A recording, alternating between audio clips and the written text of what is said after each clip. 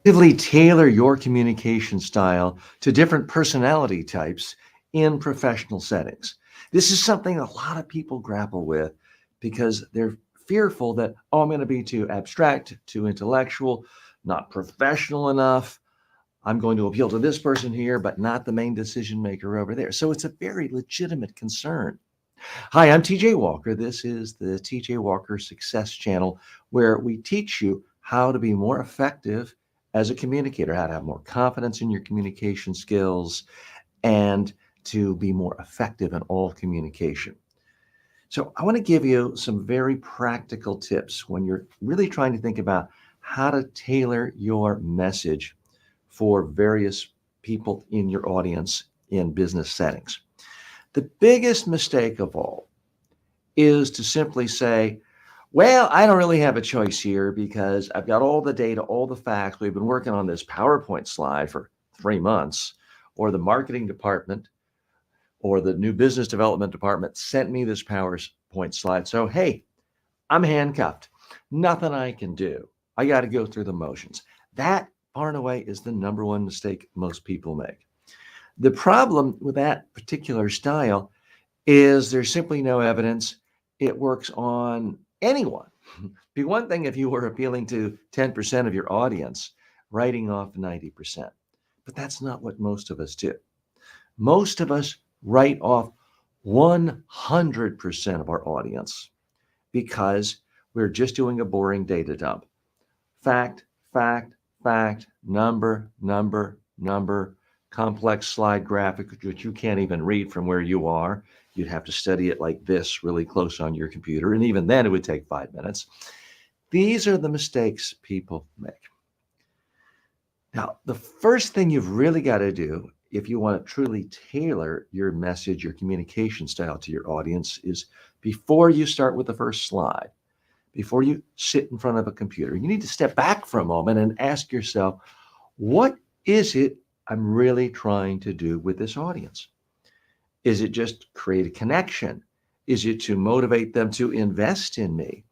Is it to get them to approve a budget? Am I interviewing in front of four professionals at a new corporation? I want them to hire me. What is it you really want them to do? That is the first thing. You should be able to summarize this in one sentence. Do you want them to hire you, invest in you, buy from you? What is it you want them to do? If you don't have a clear, crystal clear sense of what you want people to do, then everything else is frankly a waste of time.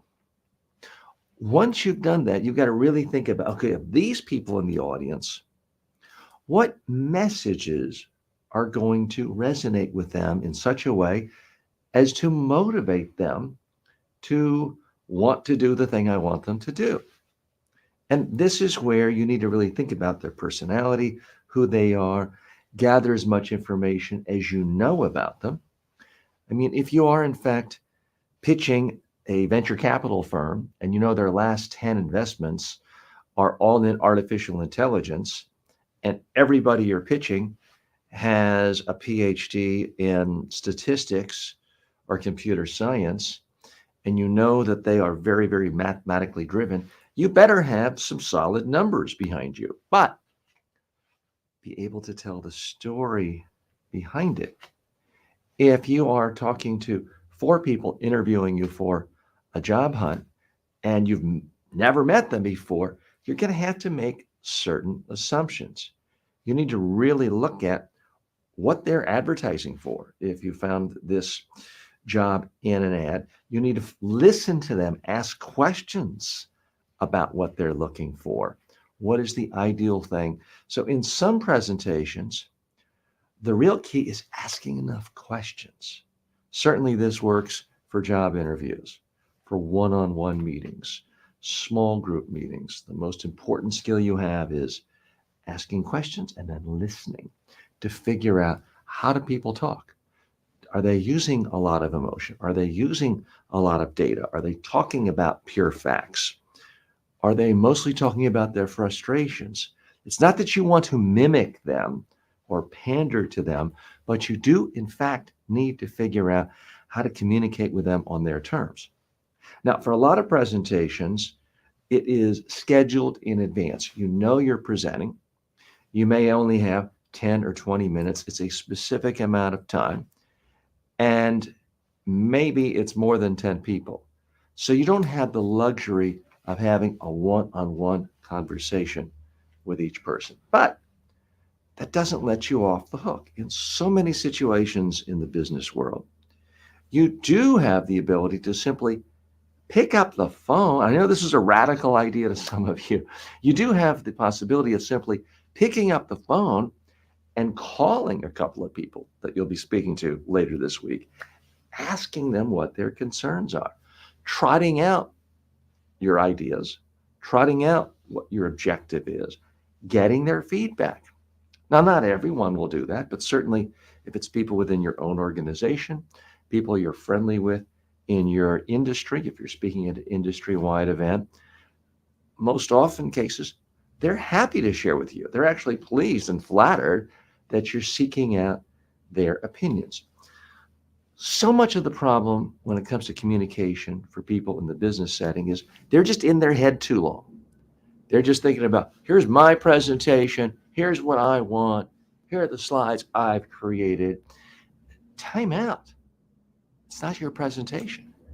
It's the presentation for your audience, whether that's one person, 5, 50, 500, or 5,000. So everything you do needs to be looked at through the lens of what is interesting and useful and memorable to them.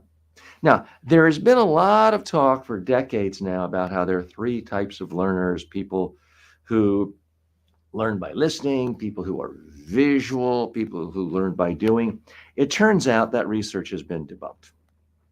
The most effective way for people to learn new things is to do all of those things. They hear it, they see it, they act it out.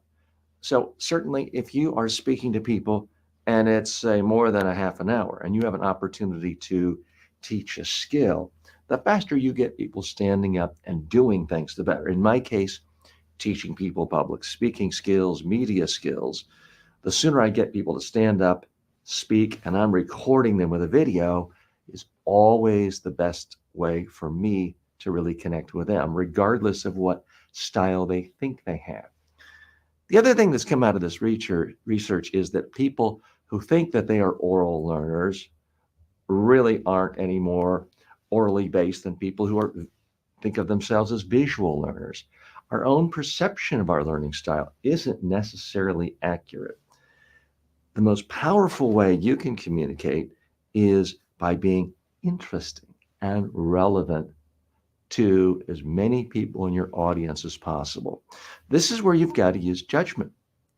Think of examples. If you're talking to a bunch of school children, you probably don't want to talk about the problems of paying your mortgage to illustrate one of your points about dealing with difficulty. They can't relate to mortgages. They are children. They don't have mortgages.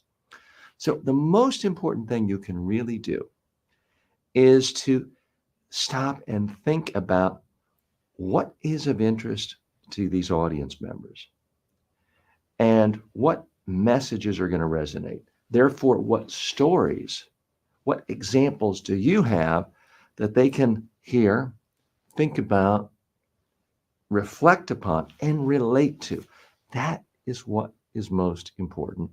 And it's fairly easy to do. If you don't automatically know, ask some in advance. By the way, if you're getting any value out of this video, can you please do one thing for me, which is hit like right now. Now, if you want to do more than that, go ahead and subscribe. Go ahead and sign up for notifications. And most of all, leave a comment. Does anything I say right now make sense to you? If so, what is it? If you think I'm way off, and believe me, sometimes people do, then say so right now. Don't just swipe away and say, this guy's an idiot. If you think I'm an idiot, tell me. I really do want to know. So post your comments right here in this video. Post your suggestions. Post your disagreements. I would like to hear from you. Now, other tips to help you tailor your message to the particular personalities in the audience. Talk about them. Everybody cares about themselves most. Talk about their needs. Don't talk about, well, we want more business so we can expand. Talk about how you're going to make their business expand. Whatever it is you want people to do, you need to guide this through the channel of what is going to help your audience do something better for their life.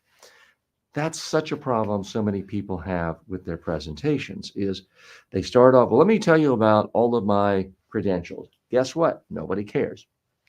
Let me tell you about all the offices and cities we're in around the world. Guess what? Nobody cares. They're in their city. That's all they need to know. Let me tell you about the history of our company and where we plan on being in 5 years. Again, nobody cares. Talk about one idea at a time that's interesting and relevant to your audience members. If you do that, you're going to be in great shape. You will automatically have tailored your messages and your style to your audience. And that is what will dramatically increase your success. Thanks so much for watching this. If you got any value out of this, please do me a favor, hit subscribe. Our own research shows that so many people who come to this channel, watch a video, even like it, never bother to subscribe. So please, I didn't hit record at the beginning of this. You know what? We'll use this one anyway. So note to editor, I meant to hit record on the master mixer and I forgot to. Anyway, so thanks so much for watching. If you got value out of this, please, you're not going to want to miss this next video right here. Okay, so good morning, folks. I was sort of starting off doing a long version question and answer, and I completely forgot to hit record on the master. Now, the quality of that is probably good enough to turn into a YouTube long form. I want to say good morning to Mansoor, who's joined in. Hope you are fine and healthy. Yes, Mansoor, definitely fine and healthy today. Had a fantastic weekend. It was one of those weekends that just could not have been more beautiful here in South Florida. Morning started in the high 50s. The days went to 75, 78 degrees, sunshine, light breeze. Wonderful day to be out playing pickleball, going to art festivals here in South Florida. So wonderful time with my family and friends. So today I'm going to be answering questions generated by ChatGPT about communication skills. That was the first one.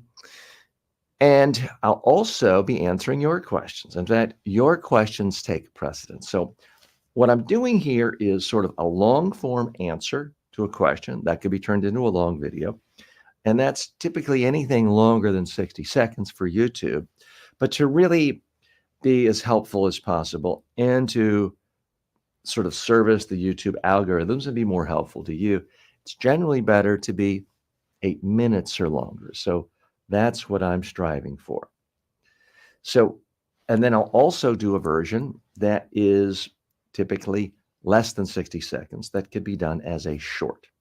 So before I forget on that particular topic, I'm going to make a note of exactly what I did here so that when my team edits these together, they'll know what to do. Okay, so I'm going to go to camera 2.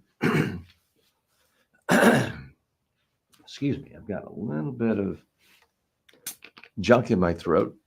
As you know, I like to drink a lot of water. But go ahead.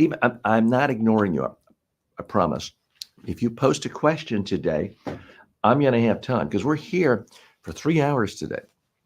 I got a little bit of a late start. Started at 9:15 a.m. Eastern time. And so we'll be going to about 12:15 p.m. Eastern time today. So it's a fairly unstructured day. I'm going to be answering questions about communication skills. And later on, I will be making product review ads for Amazon Influencer and showing you the process of exactly how I do it. Okay. So, and Mansoor, if you have any questions, you're first up. So feel free to leave your questions. Okay, so first thing I've got to do is I'm going to hit record for this so that I will have the content ready to be used for the short form videos. And again, the question is, how can I effectively tailor my communication style to different personality types in a professional setting? Okay, note to editor, I have, I think, a very high quality long form video on this topic. I forgot to hit the record button, so you won't be seeing it in the higher quality. It's only on the StreamYard version, but I do think it should be used. Okay. So how do you really tailor your communication style to the specific personalities in your audience? That's easy. Just don't do the number one mistake everybody makes, which is dumping data, fact after fact after fact, because that doesn't appeal to anyone ever. The easiest way to tailor your communication style is to really think, what ideas are going to be of the greatest interest to most people in this audience? And now, let me give interesting examples and stories one at a time for each one of these points. Do that, and they will connect with you. Okay, so that is sort of the short form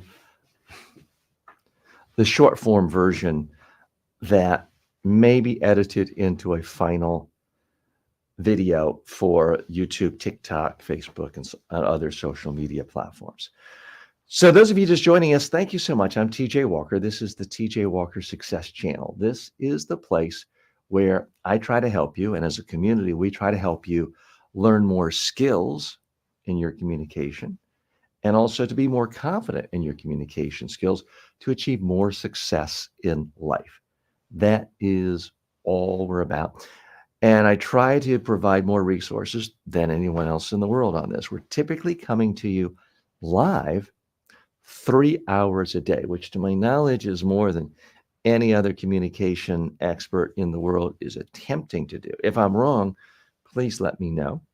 There are a lot of great communication skills experts who do post videos on YouTube and other social media platforms, obviously. A number of them I have respect for. I am trying to do something a little different here. I'm trying to be a real-time resource for you so that you can know almost any day of the week, Monday through Friday, you can come here and ask a real question in real time. Now, I've also posted a link if you would like to join me on screen. We do interview well-known celebrity authors and experts from time to time, but this is an open forum. If you want to come on right now, I have posted the link to join me. It is in the community tab of my YouTube channel. Again, the YouTube channel is youtube.com/@TJ Walker Success. You then go to the community tab. You'll see the link for today. It's the most recent link. You click it and you are able to show up on my screen. I add you, and then you can talk to me. We split the screen. It'll be shared time. I'm also more than happy to critique any video you have. If you have a video on YouTube or any other social media, we can play excerpts of it right here.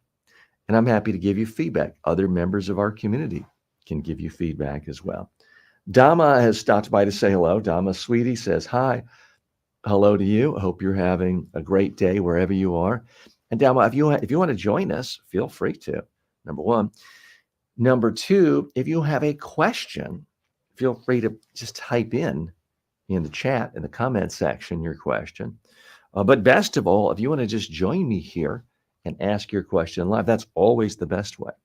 We do give precedence to anyone willing to show up and speak out, which is, frankly, my number one tip in all of my courses. If you want to be a better speaker, use every opportunity you can to speak. The more you do it, the better you get at it, like anything else in life. Okay, so I will be monitoring questions and comments as they come in. What I'm also doing is using the power of artificial intelligence today and using ChatGPT In this, I have asked ChatGPT to give me not the most common questions people have about communication skills, but sort of the second most common. What I did when I typed in the prompt is say, don't give me the obvious top 20 questions people always ask about communication skills. What do I do if I'm nervous? How should I start a speech? Because I've handled those a lot and you've probably heard those. So what I've asked it to do is to really mine social media, mine the internet, and look for conversations to find the sentiment of people out there of deeper concern, and then provide me with questions. So the one I just did is an example of that. So I'm going to go on to more of those. I see Sandish has stopped in and says communication is so much tiring. So how can we make it smoother? Is there any shortcut? Oh, Sandish, that is a question I absolutely love, and I do want to talk about that. So let me sort of launch into a long form on that, short form. If you want to come on and talk to me, as I mentioned, you know what? I can go ahead and post it here as well. I believe you can see it. So I'm going to post, if you want to join me today, I have just posted the link, and you can come right on to the screen with me and ask questions. We can have a conversation. But the question you have is definitely something that has tremendous relevance to a lot of people around the world. So I'm going to hit record on my mixer so we can use this potentially for a long form one.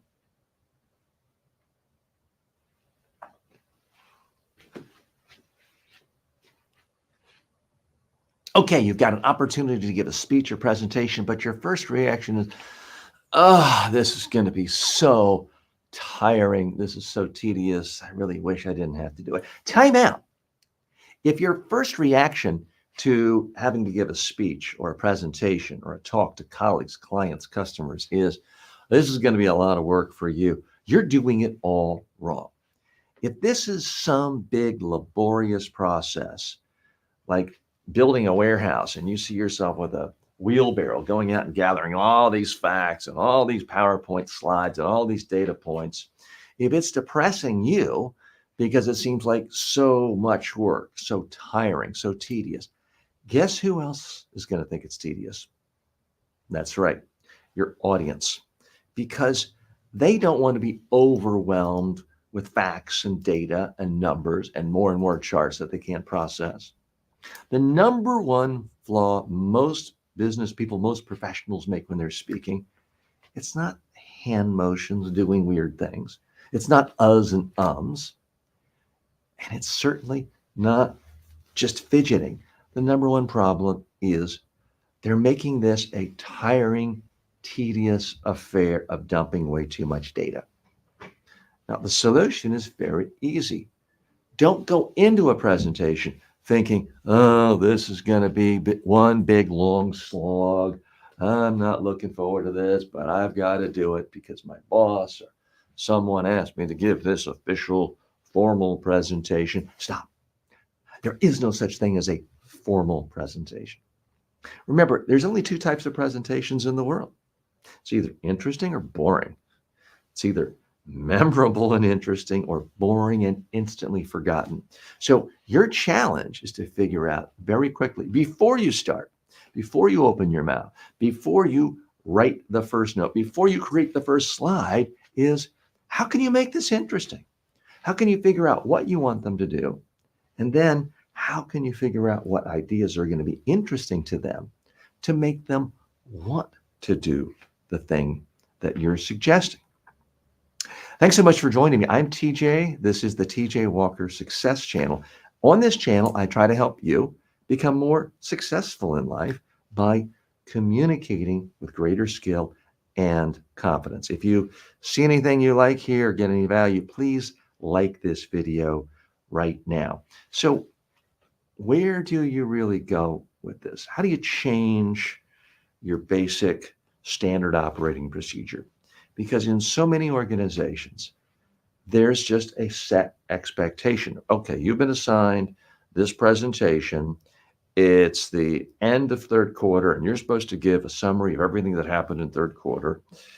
And everyone is used to you following a format of you've got all these 20 slides and you plug in numbers this way.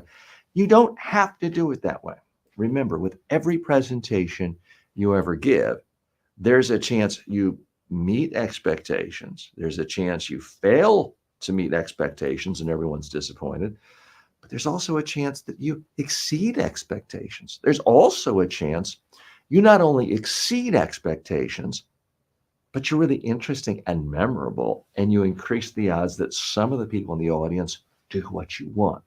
That is what you should be aiming for every single time you have an opportunity to stand up and speak, or sit down at a conference table and speak, or sit in front of a camera and talk to people through Zoom or some other social media platform or meeting platform. You want to excel and exceed expectations. And it's really not that hard. If you are in the preparation of giving a presentation and you're finding that this is tedious, this is hard work, you're kind of bored, guess what? Everyone in your audience is going to feel that doubly. So you've got to be a better editor. So much of being a great communicator, nothing to do with the quality of your voice or your hand gestures or any of that.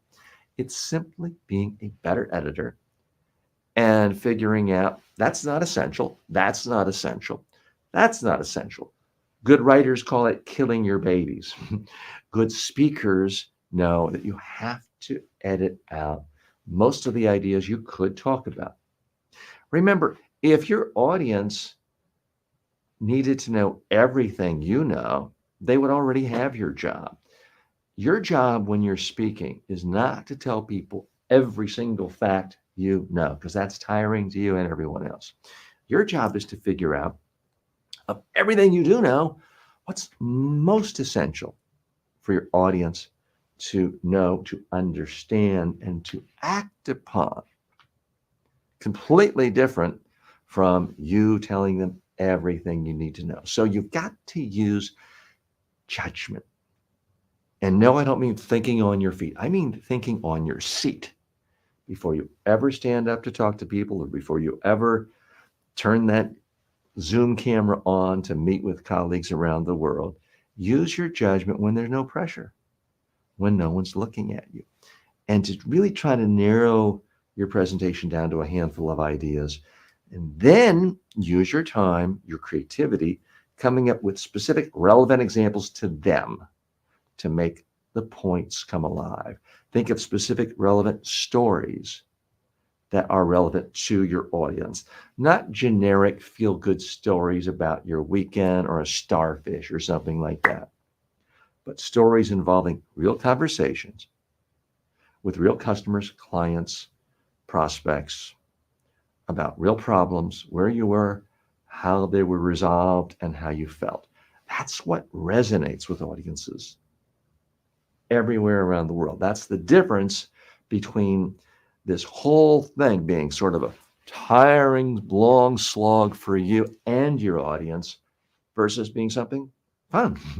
If you know right now you're going to give a presentation to people and they're going to find it useful and interesting and helpful and come up to you and talk to you specifically about the ideas you put out there that they found useful to them, guess what? It's going to be fun for you. This is not going to be tiring at all. What do you think? I'd really like to hear from you on this. I've got my theories. Everybody has a theory. If you agree, let me know exactly why. Don't just say nice video. If you disagree, I want to know exactly why you disagree. So post your comments here. We can have a discussion. I can make more videos as well to answer your questions. But let's make this a community. That's how we all learn more. I learned so much from you, from your specific questions, and where you tell me I've lost you. Geez, that doesn't make any sense. That's how I get better. And that's how you can get better too. So please get in the habit of asking people specific questions and for specific feedback, whether you're speaking live, whether you're speaking online like this, and then really listen. It's going to make it more enjoyable for your audience and for you as well. If you got any value out of this, you're really going to want to watch this next video. Okay, so I am doing a couple of things here today, as we typically do. I'm having a live session for you right here. So I want to say hello to Dama and Mansoor and Sandish and others who have joined us live. What I'm also doing is creating content that will be used for edited long form and short form videos on this channel, wherever you're seeing it. We're on YouTube, Twitter, X, LinkedIn, Facebook, and all the usual places. We're making long form videos and short form videos here. So most people just make the videos and don't show anyone, and then they only show you the final edited piece. I'm doing something a little different here. What I'm trying to do is pull back the curtain. I've used this metaphor and turned it into, I'm pulling back the curtain to show you how content is really made, how people make videos. Now, I'm not showing you everything. I'm not showing you the editing process because I don't know how to edit. And I do have other experts and colleagues who do that for me. So I'm not an expert on editing. But I do believe anyone can learn how to edit, and also anyone can find an editor to do a lot of good things these days relatively inexpensively. The hard part for most people is actually deciding, okay, today I'm going to speak.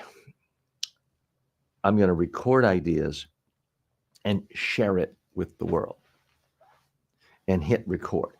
That's the hard part. That's what keeps people back. So that's why I'm doing this, because I want to motivate you, I hope, in part because you can see, well, this guy can do it. He makes mistakes. He occasionally has verbal tics. He screws up and has to redo it from time to time. If he can do it, why can't I? That's what I'm hoping you get out of this. So if you have any questions, comments, thoughts, criticisms, please feel free to post them right there. And now Adam has joined us. And if you want to come in through StreamYard, we're more than happy to have you join us on camera. Some people like to do that. We have an actual conversation. Sometimes people don't want to show up on camera, but they want to have their voice on where they can ask me a question or put forth an idea. We can do that. And other times people just want to come in here. They like sort of being in the green room, kind of behind the scenes. And sometimes there's a better internet connection. Okay. Now I wanted to do a short form answer to Sandish's questions. Well, let me do that before I forget. So we're going to go to camera 2. I'm going to hit record.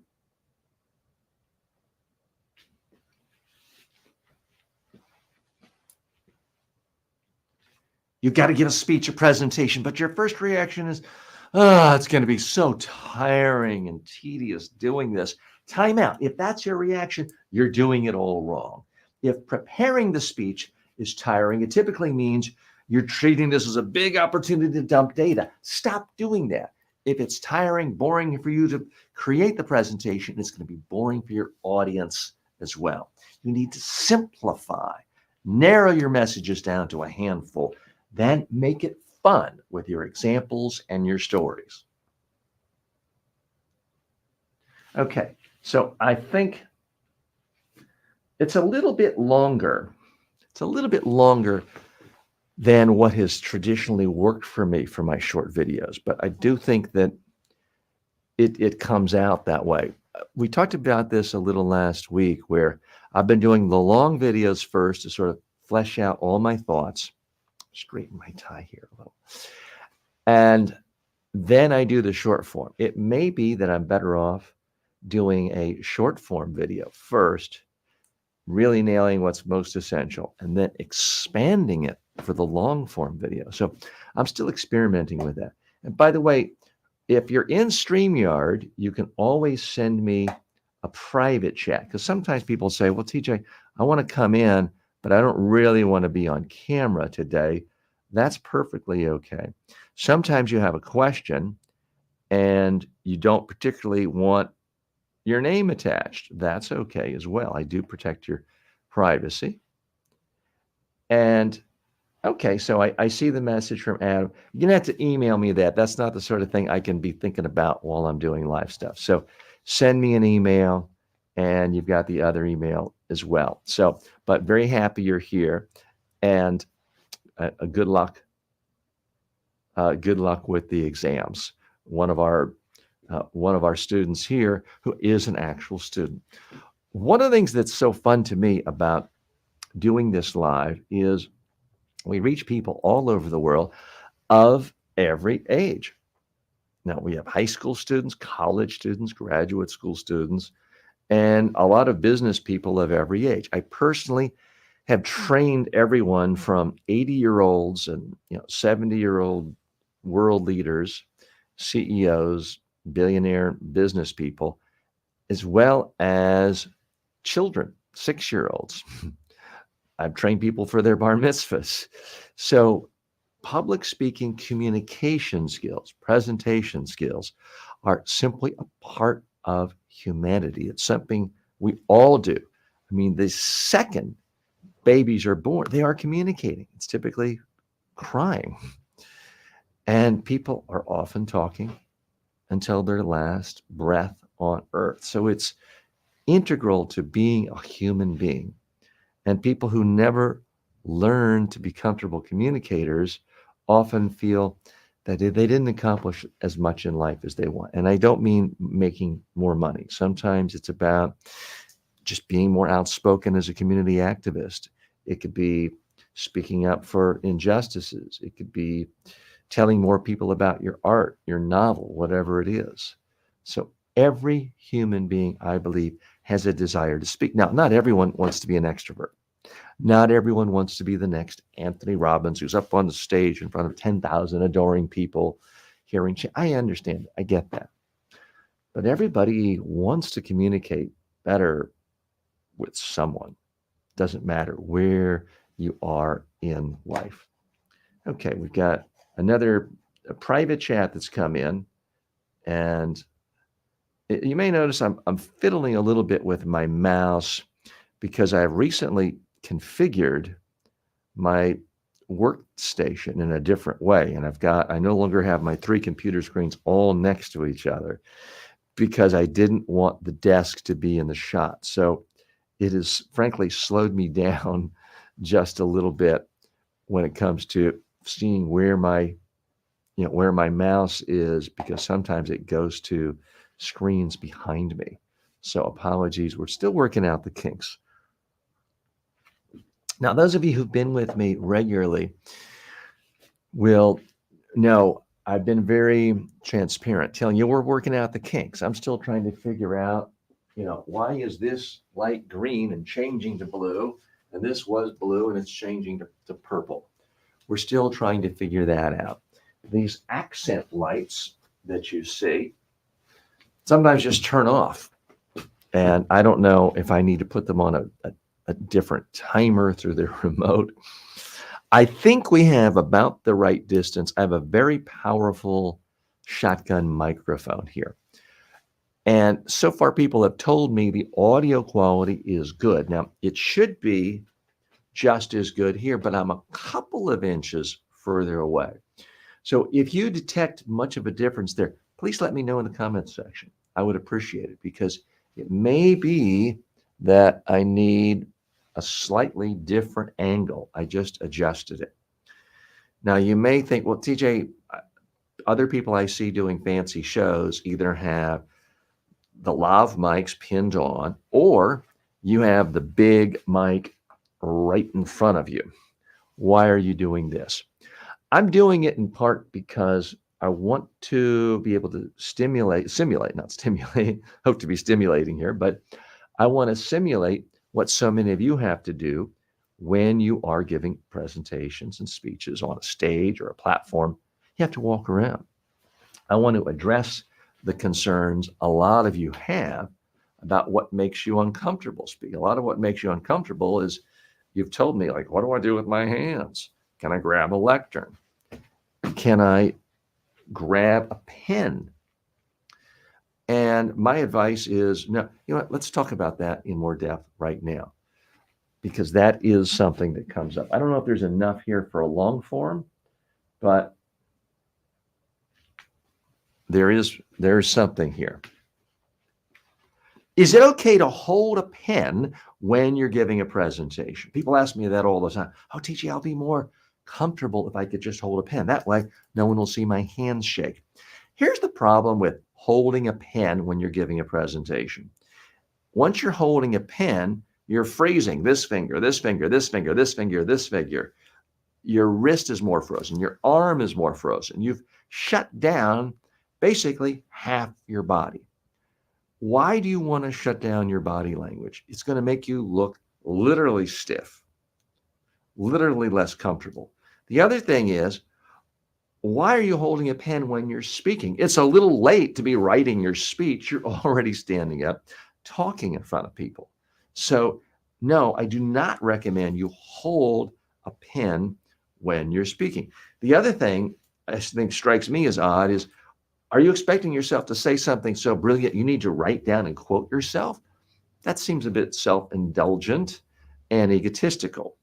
My advice is put the pen down. Oh, but TJ, what if people could see my hands shaking? Move your hands. It's common in every culture. People think, oh, it's just the crazy Italians that move their hands when they speak. Wrong. Human beings in every culture on earth move their hands when they speak. Now, some places it may be bigger, some it may be smaller, the movement, but when human beings are comfortable and relaxed, they move their hands. Now, if you doubt me, go to any sports bar anywhere in the world and look at people who are there with friends, colleagues, family, and they're watching a game and they're talking. Put some headphones on so you don't even have to hear what they're saying. Look at them. I guarantee you, you're not going to see people saying, I don't like the last call that referee made. No, they're going to be, can you believe the call that ref made? It's crazy. It was awful. People move their hands when they speak. Now, you don't have to be that expressive if you're standing up giving a standard business presentation. But you do want natural movement. You may think, oh, I'll be more comfortable holding a pen. It's something for me to do. Here's the problem. You're looking at it the wrong way. It's not about you being comfortable. It's about your audience perceiving you as being comfortable. I might be comfortable standing here in my bathing suit. Well, that's not going to make you comfortable. You don't want to look at me in my bathing suit talking about these issues. So instead, I dressed in a way that I hope would make you feel more comfortable about listening to my advice and learning from me. So don't be so selfish. It's not about you. Every presentation you give is really about the experience for your audience. But you know what? There is some benefit to you too, because if you know in advance that your audience perceives you as more comfortable, as more confident, as more authoritative, as more relaxed, guess what that does to you? That's right. It's going to make you feel more comfortable. Have I made you more comfortable yet? If so, even a little bit, please let me know by liking this video. One step up, even better, go ahead and subscribe. Now, if you really want to help yourself and me, ask me a follow-up question. Is there something I've said here that seems unclear? Is there something where you're not quite sure what to do? Please let me know. I want to know. So post a question, post a comment, post a disagreement. If you think I'm full of you know what, post the comment right here. I would absolutely love to hear from you to figure out how to make this better. So please, please keep your hands free. If you're delivering PowerPoint. You may think, well, of course, TJ, I have to hold the remote control and walk around, and each time you don't even have to do that. What I recommend with PowerPoint is just use the space bar on a laptop. You can walk around the room, say what you want to say, look at people, gesture. You can go to a different parts of the room and be looking at people over here. You can be going over here. There's a lot of different range. You can get closer to people, but you simply do not have to say, well, I've got to have this remote control here because every 5 minutes I may have to touch it. No, you don't have to do that. Easiest thing to do is just have a laptop nearby. In fact, I have one right here. All I have to do is tap the space bar. The space bar is the largest bar on your computer, and it will advance PowerPoint.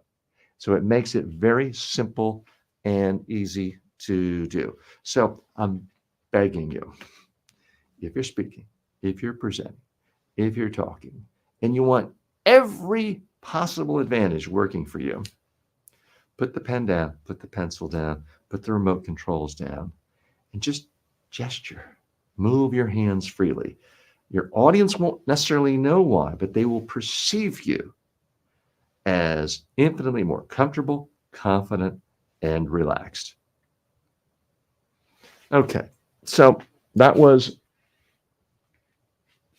a long form answer to that particular question about holding a pen. Now I forgot. Did someone post that, or did that just pop into my head? Part of what we're going to do here in this forum on a regular basis is it is going to be an active workshop. I'm going to have some research that I prepared from ChatGPT, other questions people have emailed in advance. A lot of times people come in live right now. I see my colleague and our fantastic community manager, Barb Tomlin, is with us right now. And Barb, if you want to come on, love to hear from you. If you have any new issues or topics you'd like me to address, always love to get insights from you. And I see Adam says he can't join us right now, but we're very happy that he has stopped by. Barb's asking me, and again, I'm being transparent and just sharing with you things that come in. Do you want students in our Facebook community to have the link to join you in the studio for this session? Sure, why not? And my only question, Barb, is I know that we want it to seem like a real community and not just the TJ show all the time. Now, but what I am hoping is that people do see real value if they are a student in my Udemy course or Skillshare or any other course, that, wow, this teacher is actually more accessible than any other teacher in the world. I mean, even if you pay $80,000 a year to go to Harvard, no professor there is going to be available to you 3 hours a day, from anytime, anywhere to ask questions. That is what I'm attempting to do here. Now, we're still in an exploratory phase. We'll see how this works out. If it's continuing to work month after month, I'd like to do it possibly for the next 35 years. We'll see. In part, it depends on how many of you find this useful and helpful. But sure, Barb, go ahead and place that. But if you could just put in the comment there, let them know if they have any questions, they will be answered. And it's not just me lecturing. I like to lecture. I have 30, 40-hour courses on a lot of different topics related to communication skills. But it's even more fun to talk to you, have real conversations, give and take, Q&A, and have a community of people who are trying to figure this out together.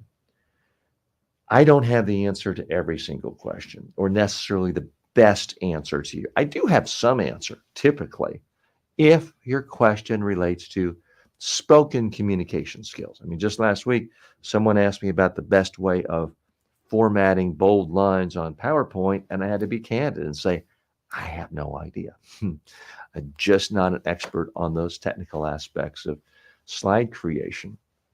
So it's not that I have the answer to everything, but if it's a question that relates to spoken communication and the body language and verbal communication that accompanies you when you are speaking, then chances are, I've thought about it a lot. I've read what other experts all over the world say. I have dealt with people who've had similar issues. I've tried to help people with those issues. And so chances are I'm going to at least give you some good food for thought. So I do feel very confident in that. So that's a long answer to your question, Barb. Yes, by all means, feel free to post the link to the Facebook group. But really, just if you could just put a sentence there letting people know, hey, TJ's here right now, live for you if you have questions, not come watch the TJ show. Because as much as I wish I were as talented as Jerry Seinfeld or a lot of top comedians or entertainers, I'm not an entertainer. This is not something you should watch just for entertainment. This is something you should watch only because you want more success in your life. You want to be able to communicate more effectively and with more confidence. That's really the only reason to be here. Now, I'm hoping that you do want one or both of those things. You want to be more successful in life by communicating more effectively and more confidently. And together, we can, in fact, piece this out. Now, let me see. I've had a few more comments come in. And so those of you wondering, why is he fiddling about? We have a private chat function in StreamYard. We also have a public comments section. And let's see, Mopke writes in, hey, TJ, recently started watching your videos and I'm absolutely loving them. How would you suggest one deal with stuttering and losing your thought in the middle of a sentence when public speaking? Profoundly important topic. I do want to delve into that. Before I do that, Pokey, if I'm pronouncing your name correctly, if the M is silent, before I forget, I want to give just a 30-second short version of the question about holding a pen. So, excuse me one moment. Is it okay to hold a pen while you're giving a speech or presentation? You might think, well, I'll be more comfortable that way. That way, my hands won't shake. No, put the pen down and simply move your hands. What should really give you comfort in any presentation you give is knowing that your audience is going to get value from you saying something interesting and that you look comfortable and confident. So put the pen away. Okay, so that was the short form version for that. I didn't want to lose that. Okay, so Pokey, let's delve into this question. And if you don't mind, by the way, you're more than welcome to join us. I've posted a link in StreamYard. I'm going to ask some questions. If you can answer them, great. It'll help me give more specific feedback. If not, I would simply ask that you think about it. And let me get a little water here. So the question is, there are a couple of questions and they're related. How to deal with stuttering? There are some people who are officially diagnosed with a stuttering problem, and it is in all of their communication. It doesn't matter if they're talking to a large group of people or if it is one-on-one. There's always a stutter. And I'll say right out of the gate, I'm not an expert on that. I do not know how to cure people of stuttering. I do know that it's extraordinarily well researched, and there are therapists who specialize it, some of them with amazing track records. So my first question to you, Pokey, if you don't mind giving a little more clarification, do you mean you have a serious problem where even your parents, your best friend talking to you, and there's always a stutter?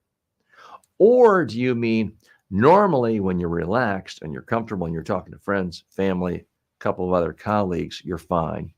But when you stand up to speak in more official presentations or formal presentations, then you feel a stutter comes out. Is that the situation? Because I do break things down to typically those two different scenarios. Of course, there can be variations, there could be a continuum. But Pokey, if you're still with us, I would very much love for you to give me a little more clarification because then I can give you more specific feedback. So now I have a question for Barb. Pokey's comments have shown up to me in all gold on the StreamYard with a big blue star on it.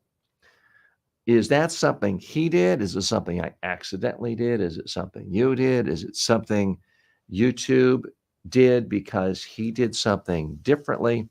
So, Barb, if you're with me and you can hear this, I would love to know because I'm trying to learn the StreamYard thing. And while I've done a lot of live broadcasting over the years, I've hosted syndicated talk radio shows live 4 hours a day. I'm still learning the ropes in doing this whole live streaming thing on a platform like StreamYard, where we're on 5, 6 platforms all across the globe at the same time. So I want to make sure, A, I'm understanding interesting insights that come my way. And if I'm doing something wrong, or if I need to react in a different way, or if this is something else. Okay, so Pokey has written a clarification. It says, normally when I'm speaking to my friends, I'm usually fine. It's only when speaking to a larger audience. Okay, that's what I was hoping for. That is a subject that I do have expertise in. So I would absolutely love to talk to you about that in more detail. Okay, so I'm going to do a recording for a long form video. You know what? Let me mix it up. Let me do a short form video first. Maybe that will be a smoother creation process. Okay, so I'm going to go to camera 2. I'm going to hit record.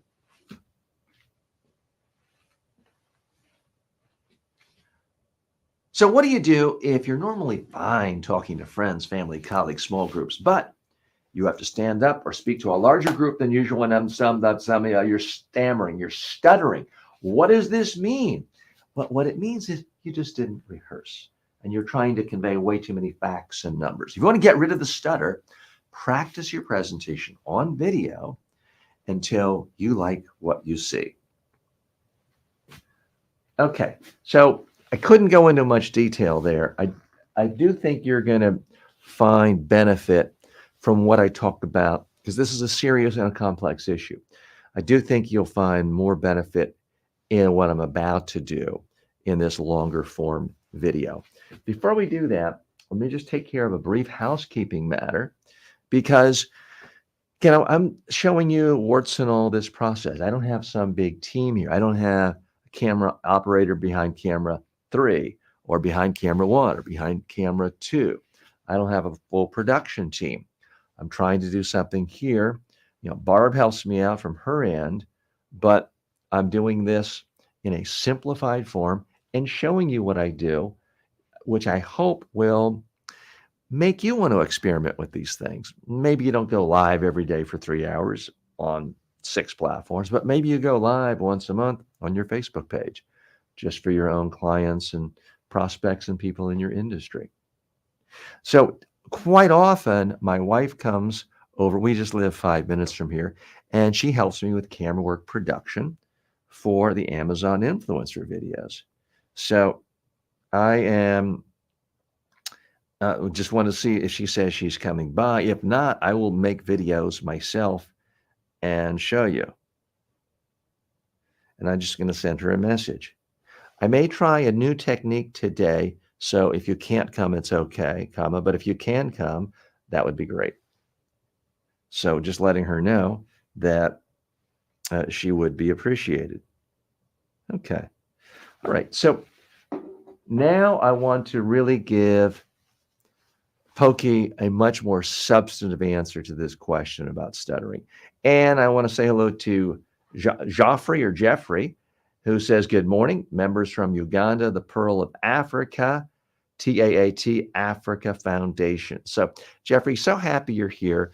And it really is, frankly, just a lot of fun to talk to people from all over the world on a daily basis. We have a lot of people from Asia and specifically India who join us on a daily basis. A lot of people from North America, Africa, Egypt, for some reason is very popular with my Udemy courses and other online teachings. I've not been to Uganda. I have had the good fortune of conducting presentation skills training in South Africa a few years ago, as well as I've trained in Egypt and Kenya.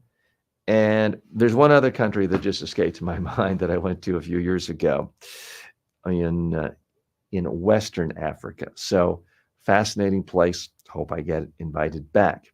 Okay, so let me answer in more detail Pokey's question, because this is something I have spent a lot of time thinking about and trying to help people with. So I'm going to hit record.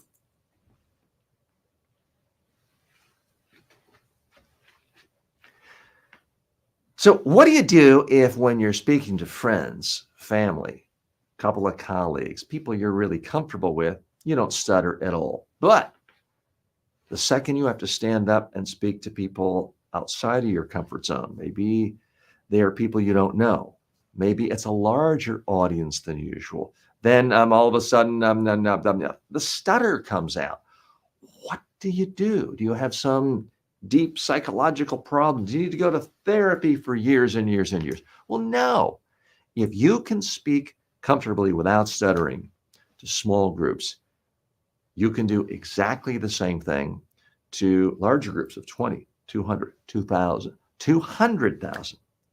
It is about how you prepare. The reason quite often you find yourself stuttering when you're speaking to a group outside your comfort zone is you're nervous. You're nervous, so your body is sending adrenaline throughout. And you're thinking, uh-oh, this is a dangerous situation. How can I fight or flight? How can I run away is really what you'd like to do. But you can't run away in the middle of a speech or presentation. It would look awful. People would talk about it for years, and it just doesn't help you. And you don't have to run away from your audience when you're speaking, because they're not literally going to come eat you or attack you. So that is not ever going to be a good solution. We've got to figure out together, and I hope we can do it right now, a way for you to be more comfortable so that you don't feel this nervousness and repeating yourself, stammering. The number one way of becoming more comfortable is to practice your presentation on video. Now, these days, we've all got cell phones, they've got cameras, so you can't tell me, oh, teacher, I'd love to do that, but I can't afford going to a TV studio and camera. Guess what? That excuse doesn't work. That worked a long time ago when I was starting out in this business. That doesn't work anymore, that excuse. You or someone you know, someone you live with, has either a webcam or a cell phone that records video. So you can practice yourself speaking on video and watch yourself. Now, here's the thing. If all you do is practice your speech once, look at it, and it's okay in the practice, you say, oh, okay. And then you go and give your speech, then humana, you might stutter just as much. Practicing once, especially if you're glancing down at notes a bunch, isn't really going to help you that much. You want to get to the point where you're really comfortable delivering that presentation.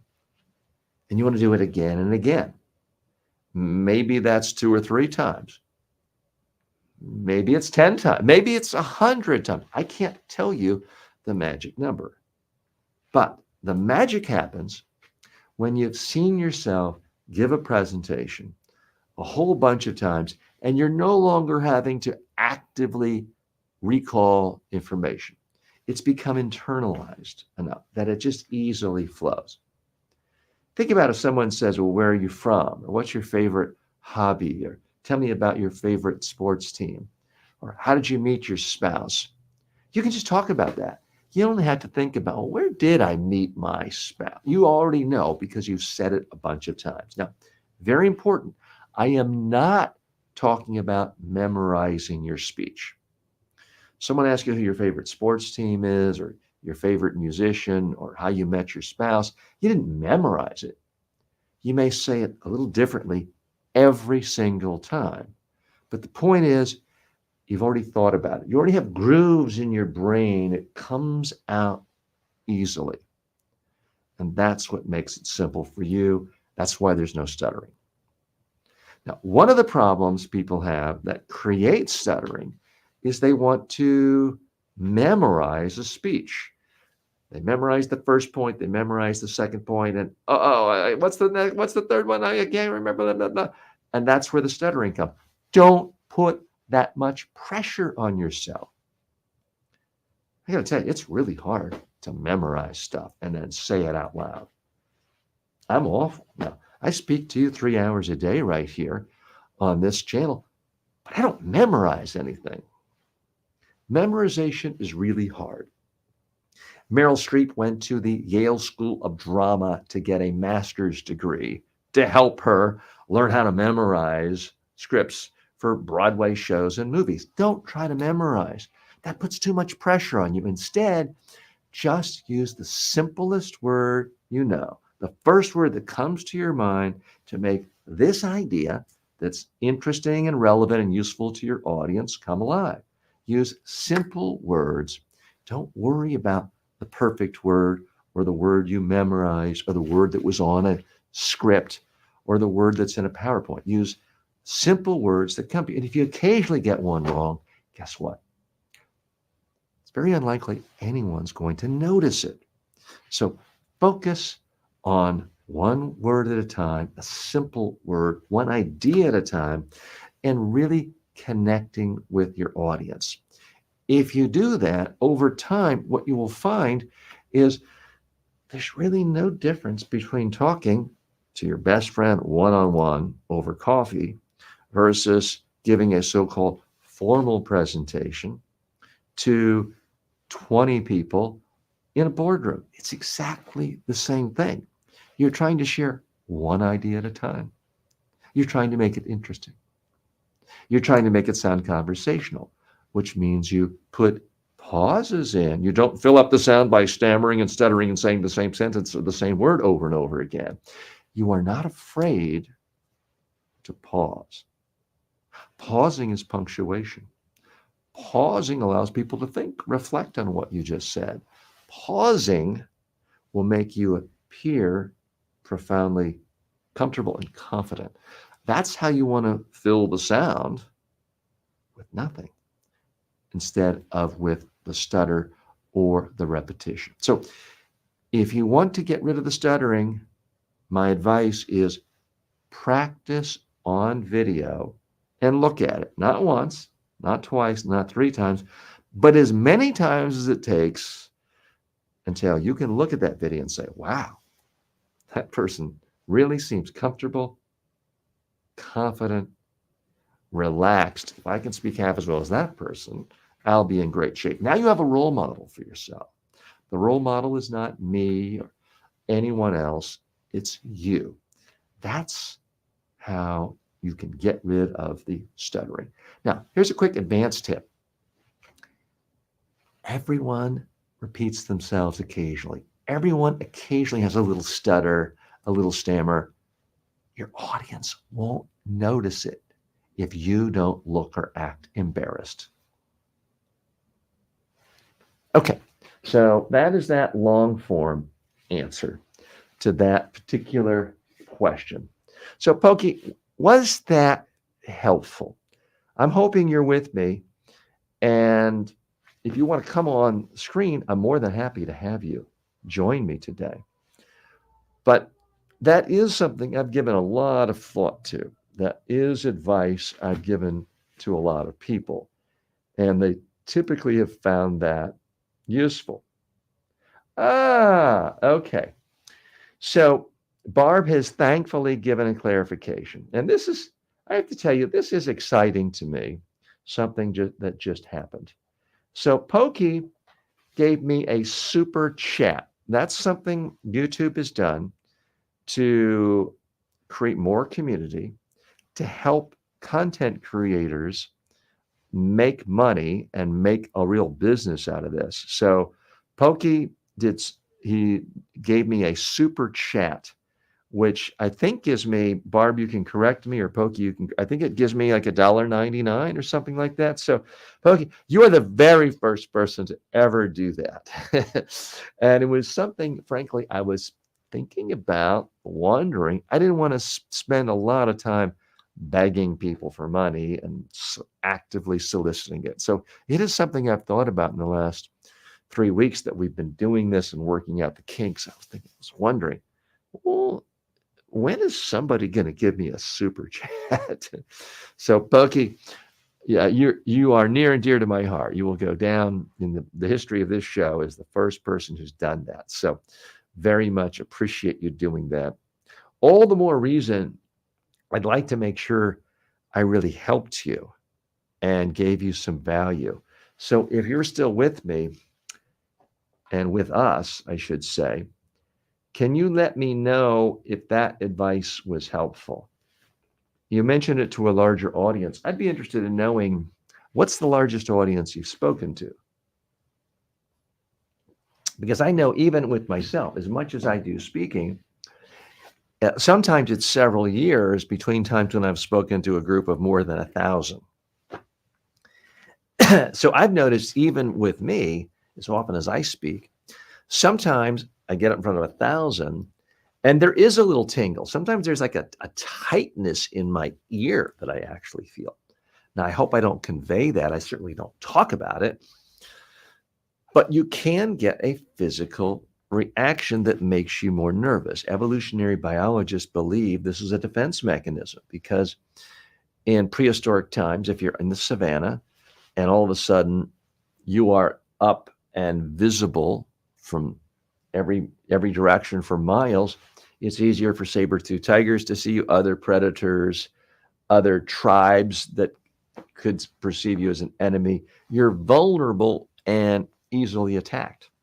Your life could be at stake. So, from an evolutionary biological standpoint, it's actually a good thing that you feel nervous if you can all of a sudden be seen by a lot of people. And that's why evolutionary biologists believe that we are programmed to have adrenaline pulsating throughout our body so we can run away, so we can get out of here, so we can get traction in the sand and in the dirt. That's why we have moisture coming out of our hands and our body and our feet. So it makes absolute sense. Unfortunately, it doesn't help us in the modern world, because if we do all of a sudden have to give a new business pitch to 20 prospects, we can't run out of the room and still expect to get the business. We're just going to get, laughter or maybe some sympathy, but that's not what we're after. So, Pokey, if you are still with us, again, thank you for your kindness and your generosity. And also, I would like to know, was that helpful? Have you tried that? Okay. Barb has also commented that she's on the YouTube. Oh, streaming on your YouTube channel. Fantastic. Oh, you're busy with other streams, so taking care of other things. So, Barb, thank you so much. Always appreciate your help and your knowledge, your friendship, and your expertise. TJ, that's not what I said. Oh, what? I said, I will join you whenever you're ready. I've been taking care of group Okay. meetings. I missed. Oh, I will join you is the next Yeah, sentence. Got it. yeah. I have. Um, it's been a rough Monday morning so far. I've been dealing with lots of robots, so it takes a while to clean that up. But one Yes. of the features of StreamYard is that you not only can you stream to multi destinations, if your guest in the studio is a StreamYard customer as well, they can stream to theirs. Ah. And I've so, wondered about that, because I I do get requests to do podcast interviews with people and interviews on their YouTube channel. And I would really like to do it, I think, the way Gary Vaynerchuk does, which he says, yeah, I'll do it, but I got to be able to capture it on my end too, so I right. can use it for my channel. So you're saying they have to be a StreamYard user in order to do that? Right. Okay. And they have to be registered. That can be a free thing. They don't have to, they don't have to have a paid account, but they have to be registered with StreamYard. So that's, Okay. it's got to be authenticated. Now, So let's say they wanted to interview me for their YouTube channel, just on their YouTube channel.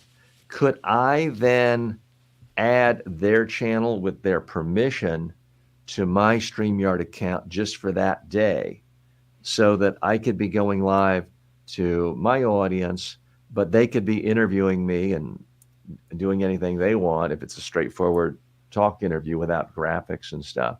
Could they then interview me and it be pushed out on their channel? Does that make sense? um, yeah, I haven't had quite enough coffee, but the short answer would be yes. But there are, you got, it's not for the novice, and I wouldn't want you to do that right now. I don't have any immediate plans to. Does take just a wee bit of training. Yeah. We, as because you're one of my partners on my channel, you have the ability to approve or disapprove of a guest to stream to add to their stream if they have a Hmm. StreamYard authenticated account. Hmm. If you're bringing something into StreamYard, that's going to be done from a screen share if they do not have a StreamYard account. Hmm. And then you've got sound issues to be concerned about, and if so I would be very cautious in what kind of Yeah. arrangements I made. But it is possible. The short story is it's possible. And speaking of sound, I think you were correct, Barb. What was causing problems for me, for some reason, it was doing it with StreamYard and not Zoom and others. But as you correctly pointed out, problem did not appear to be StreamYard. The problem appeared to be, and let me just show people what I was doing. And I've got to walk away for 1 second. Apologies. But what was happening is I was not wanting to use the corded headphones, earpieces that I normally use, because with the different camera angles, me over here wanting to demonstrate, I was afraid if there's a cable behind me, all of a sudden I'd be tripping and I would be falling over. And that might be good for views, but it would not be good for me. It would be a little embarrassing. So I specifically wanted wireless headphone, or I wanted a way of hearing you or any other guest without it just coming out of a speaker. Because now when you speak through no fault of your own, it's coming through a speaker. I'm hearing you, but those sound waves are also traveling to this microphone and it creates a feedback. I know you know, but for others. So that's why I was wearing these headphones. And I don't even want to open it because it might automatically connect and throw it off. And thanks to your research, you pointed out this may use having something else on Bluetooth can mess up the connection with the cameras and the StreamYard, because we had a number of problems a couple of weeks ago, or really just a week and a half ago, where we would be doing a live stream. I'd have these earpieces on, and all of a sudden the camera would freeze and everything had to come to a screeching halt. I would have to restart it. So what I think the solution is I'm going to get a different type of earbud that has its own receiver plug-in that I will just plug right in to my computer. And I don't know technically if that's its own Bluetooth, but it's not the main computer Bluetooth. So it should not cause the same problem. What I like about these earbuds is they're basically the same color as my skin, and I have it in just one ear, and I could twist it. It was round, so I prefer it much more than the AirPods that Apple puts out. The AirPod is a higher quality piece of machinery, and its microphone is much better. But I like the way this blocks the hearing. I have a couple sets of these. I use this on a daily basis for listening to my Ultimize affirmations, listening to my meditation self-guided meditation. So I do like these for that reason, but I certainly don't want to destroy the stream because, as you may remember a week and a half ago, we would be plugging along, everything's going well, and all of a sudden there's just a freeze frame of me, which did not do any good for anyone. So appreciate your help there, Barb. Sure.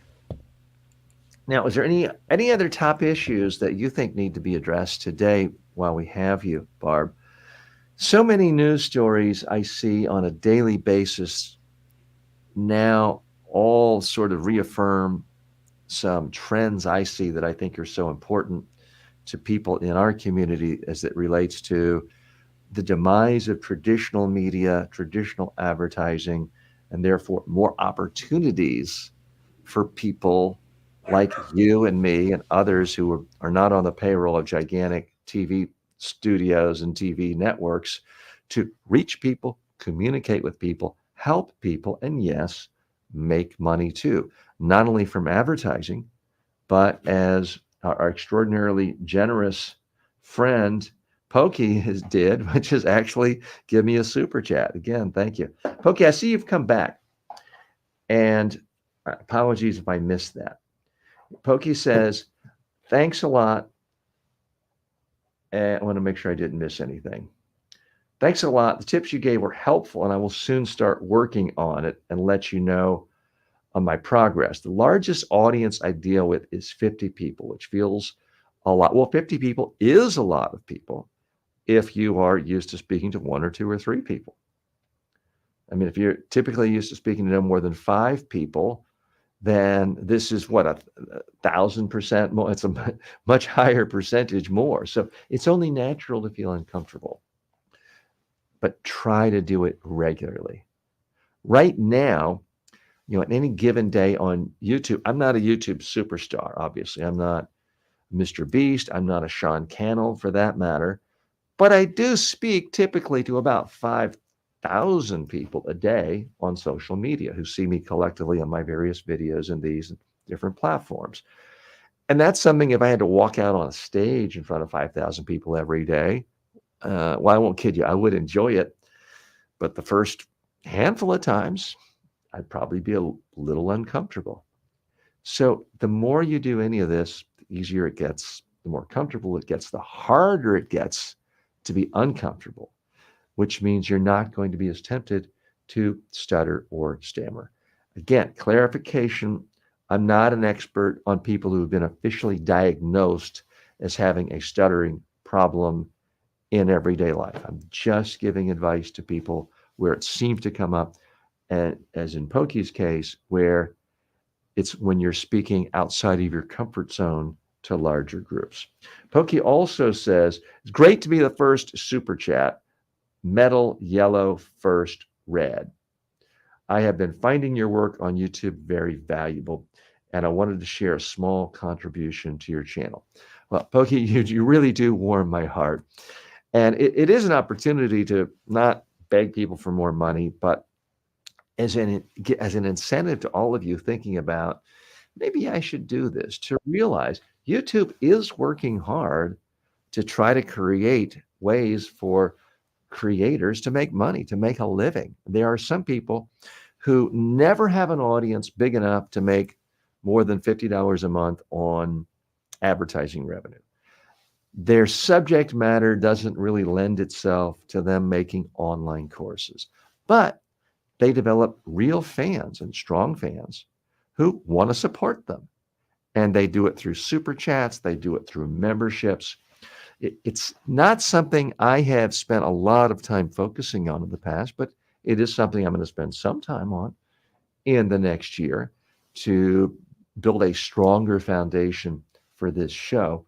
So I do want people to realize the days are going. You may say, I don't ever want to shill for products the way TJ does and Amazon influencers. I don't ever want to have to take a meeting with Coca-Cola to get their blessing. I just want to share my craft, whether it's painting, whatever it is. And if my own fans can support me, as Pokey did with a super chat or with a membership or a Patreon, that can be a fantastic business model for a lot of creators. So that is something I do want to talk about more and more in the coming weeks and the coming months. So, Voki, again, thank you so much for your kindness and your generosity. I want to say hello to Angela, who stopped in to say hello. Angela says, just finished your course on Coursera. It had a great impact on me, and I feel much more comfortable in public speaking. So thank you very much. I do have one question, though. What do I do if I don't have time to practice my presentation beforehand? Example, I have to take over a presentation from a colleague. Do I just wing it? So look, I live in the real world. I know you're in the real world, and especially corporate executives, you're maybe busy flying around. You've got a colleague who just says, I got to give a presentation in an hour on Zoom, and my kid just got sick. I got to take him to the hospital. You got to fill in for me. And it happens in an hour. I realize you can't stop everything, get in a time machine, go back and practice for 2 days. I do realize that. What I would recommend is you at least practice the first 60 seconds. Make sure you have a strong opening. And I don't mean it's got to be funny. You don't have to tell a joke. It doesn't have to be wildly provocative. But if you could just deliver one idea that's interesting, useful, memorable to that audience in the first minute, you're so far ahead of the game.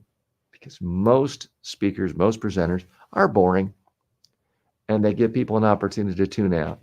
Okay, today, everyone, thanks so much. I didn't think I was going to give this presentation today, but my colleague Barb called in sick, and I'm doing this, and I apologize because I didn't really have enough time to prepare, but we're just going to kind of go through this. Okay, blah, blah, blah, blah. What did I just do there? I practically begged everyone to pick up their cell phone, check text, check email, check social media, and ignore me. That's what I just did. So whatever you do, please don't do that. Don't make excuses. Don't complain. No one cares about your internal workflow schedule or politics or any of that. So always remember your audience is there and they just want some idea from you, whether you had a year to prepare for this speech or you had 2 minutes. Do the best you can. If you do have to prepare for a colleague or step in for a colleague at the last minute, and let's say they've given you a whole slide deck, I would ask them beforehand. Ideally, you can still talk to them, even if they're in a taxi on the way to the hospital. Apologies if that seems crass, but if you've got a few minutes to talk to them, ask them, say, hey, what do we really want to accomplish from this presentation? And then what is it we think is going to resonate the most with this audience? Because quite often, someone does know the answer to those questions, and it's not in the written speech or the PowerPoint deck that they've given you. If they tell you what it is, you can at least start the presentation that way. Email people the whole deck. Try to turn it into a question and answer session. Be as helpful as possible, and then maybe you get to some of the slides, maybe you don't, but you've still created real value. So I think that is really the best way to go in that situation. And do realize that there's always some time. I stress this with my media training clients. If you have a TV reporter could call you, or a newspaper reporter could call you and say, I've got to ask you about this. And you say, well, what's your deadline? I'll get back to you. And they say, my deadline is right now. You can always say, hang on, I'll be with you in 2 minutes. Stop, think, write a couple of notes down, think of one idea, pick up the phone in 2 minutes. So there's always some time to, in fact, collect your thoughts. So please keep that in mind. Okay, I see TikTok has joined us. Or TikTok has joined us in the room. We'll come to you in just a moment. And I see that. So I want to make sure, Angela, that you asked about just winging it. If you mean by winging it that you're asked to speak on behalf of your company to pitch a new client, and you've done it a million times, and you know a little bit about the client, and you're very comfortable talking about why people should want to hire you, and you have certain stories and examples, and you are not following the exact structure of what your colleague created, sure, that's fine. By winging it, meaning, wow, I don't even know the topic here. I don't know who I'm talking to. Let me just make up stuff. No, don't do that. You need a plan. Now, quite often, the most effective way is to have a simple outline. 5 bullet points, 1, 2, 3 words at most, to really help you focus on what you want to say. So you're not reading a script. You haven't memorized it. You're not simply going through bullet points. It's not structured that way. But you've thought about the big picture. The big picture is, what is it I want this audience to do after speaking to them? What are, in fact, the core messages that are most important to them and me that I really want them to get? What stories and examples can I share to make those come alive? If you do that, you have a lot of wiggle room to do it in different ways, and you will still be wildly successful as a communicator. Much more effective than if you're just going through a whole bunch of bullet points that a colleague prepared, because they might not know anything about how to give presentations successfully. They may just be doing it what most people do, which is an incredibly boring data dump. Realize, if you stand up to speak, it's your presentation. You own it. You can't simply say, well, I was called in at the last minute and blah, blah, this isn't my area. People like to make all those excuses. Guess what? Nobody cares. If you're speaking, the good news is you get all the credit if it's a great presentation. The bad news is if you give a boring data dump and everyone ignores you and they pick up their phone and they start checking email, oh, that's interesting, I'm looking at this, you get all the blame. So really, at some point, you've got to personalize it to make it as good as you possibly can. Will it be as good if you have 5 minutes to prepare versus 5 days? Probably not. All you can do is the best you can do. Okay. So let's switch back to Moki, who says, I have to go for now, but looking hands, yellow heart, red forward to join your stream lab next time. StreamYard. Thank you so much. And Moki, really do appreciate your act of kindness and generosity. And I am glad that you're getting value from this. And please let me know whether you're joining us live or you just post a comment in the community tab or on any one of the videos. I do read every comment. And a lot of the videos that I do on this channel are directly in response to people like you posting a specific question. So if there's something you want me to go in more depth on, please, all you have to do is let me know. Thanks so much. We've had a few more comments coming in. I want to make sure I didn't miss anyone. And Barb is thanking everyone and appreciate that. I want to make sure I didn't miss any relevant. Okay, so Tick Tick, do you want to join us on stage? Because you're in the green room. And Tick Tick has also posted a video. I'll add you if you want to. And then I am going to hit share. Tick is one of our regular students who is, frankly, top 1% of his class when it comes to speaking skills. Well, why is that? Is he naturally gifted? Is he a born genius? I don't know. Maybe he is, but that's not why he's in the 1% around here. He's in the 1% because he takes every opportunity to speak, to record himself on video, to get critiques from me and others. So that's why, let's take him, and he's posted a couple of other comments, but let's go ahead and I'm going to share the screen. And we're going to do a link to his video. I'm going to share the audio. I'm going to do entire screen. I hope to get the correct screen. I'm going to share the audio, system audio again. I hit share. And now I'm going to What is the reason everyone is telling you to read books?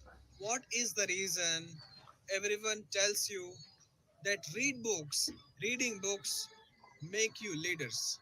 What is the reason behind this? So, in this video, I will address this point. Books are the best friends we can have. Books do not criticize nor they enforce their ideas on you. Books are always patient. Books listen to our voices. Books give ourselves time, space, and energy. We must understand to read books.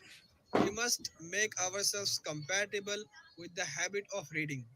Reading books is very important, and we must read books to improve our knowledge. We must read books to increase our understanding. We must read books to increase our perspective because book reading is very, very essential. Okay. So a lot of, let me, sorry about that. Let me get that. Okay. So now I hope I've stopped sharing. So Tic Tac, I continue to see progress with what you're doing. And if you want to come on screen, you can, but you don't have to, obviously. I like your energy. I like the volume. I like the enthusiasm you're bringing to this. And I'm seeing it in your face and your voice. Increased confidence. And Barb, if you want to weigh in on any of this, I'd love to get your opinion as well if you have time to join us. So I'm loving all of it. And I frankly love your message. I'm a big fan of books. Now, I have to be careful about saying this sometimes because I'm sort of biting the hand that feeds me. But my primary mode of learning is reading books. It's not watching video or listening to audio. It's not listening to podcasts. I like to read books every day. So your message does really resonate with me. Here's where I think you would be even better. I would have loved for you to start it off by talking about one specific book, one specific author, one specific message you read in a book. You then applied it to your life and it helped you. Talking about that would be infinitely more powerful because I can sit here and say, trust me, I've read a million books on public speaking, and that's why you should listen to me. I could say that, but if it's left like that, it's generic. Part of the value I provide to you is I've read a gazillion books on public speaking. So I've gathered a lot of data. And I'll never forget once 30 years ago, I read Lillian Wilder's book on how to stop saying and And she said that she would type up the word and cut it out, put a red international red no sign on it, and then tape it on her clients' watches. And lo and behold, they would stop saying. And I thought, that's a great idea. So I started doing the same. And then I took it to the next level. I actually went to a printing shop and had these printed up as stickers. And to this day, I pull off a sticker of don't say and don't say and I put it on my clients' cell phones on the front, their watches, and their computers. Okay, so what did I just do there? I talked about why books are important, and I like to talk about books, but then I took it down to a concrete example. I talked about one book, one author, one example I learned, what I did with it. That is what will make you much more powerful. So, Tick, if you want to respond to that, I'd love to hear. Again, I love the fact that you're recording videos frequently. Barb, did you have anything you wanted to add there?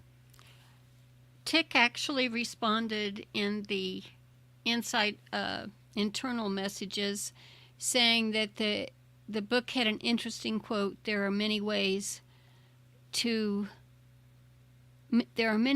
God as grains of sand.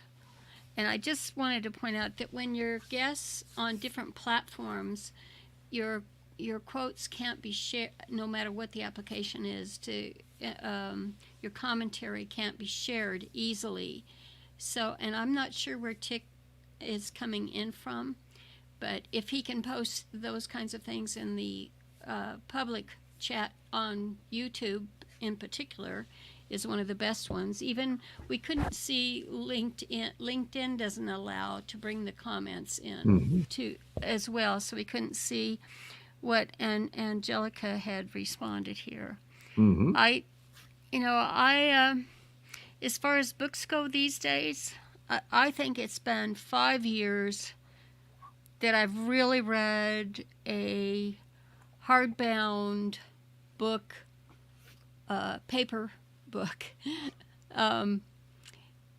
from beginning to end. I prefer to get my books on Amazon and do that with the Kindle Reader, because as we age, we can increase the type and all of that, and it's actually a much more immersive experience because many of the authors have produced Kindle books where they can provide more detail and links out to different resources they mention. So I'm kind of a this century book lover.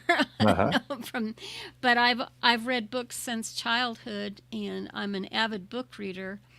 But I think it's kind of the word trite. You know what that is? It's like, it's the old way of doing everything. It's just like over and over. We hear that. Even public speakers will grab on to that. You got to have, because that's one of their marketing tools. And if they're with you in person, they got to have a hard copy to be swinging at you. However, some of the new century speakers are swinging their Kindles. So, yeah. So, and I think it'd be, behoove them, depending on what their audience is, to have the various forms that their books are available on, examples of them to share.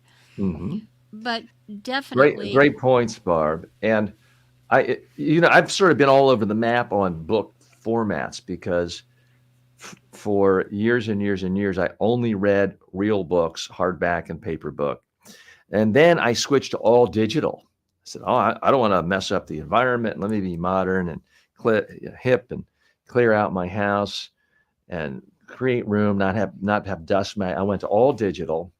And then in the part of my research on how to get better sleep, I said, I'm going to go back to physical books. So about 5 years ago, I went to all physical books again, and often would read 2 books a week.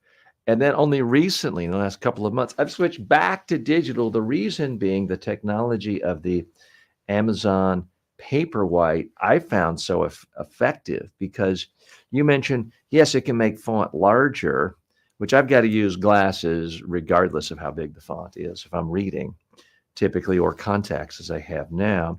But what I love about the Amazon Paperwhite is I can turn the brightness down. It's like, I think it's 1 to 20 scale.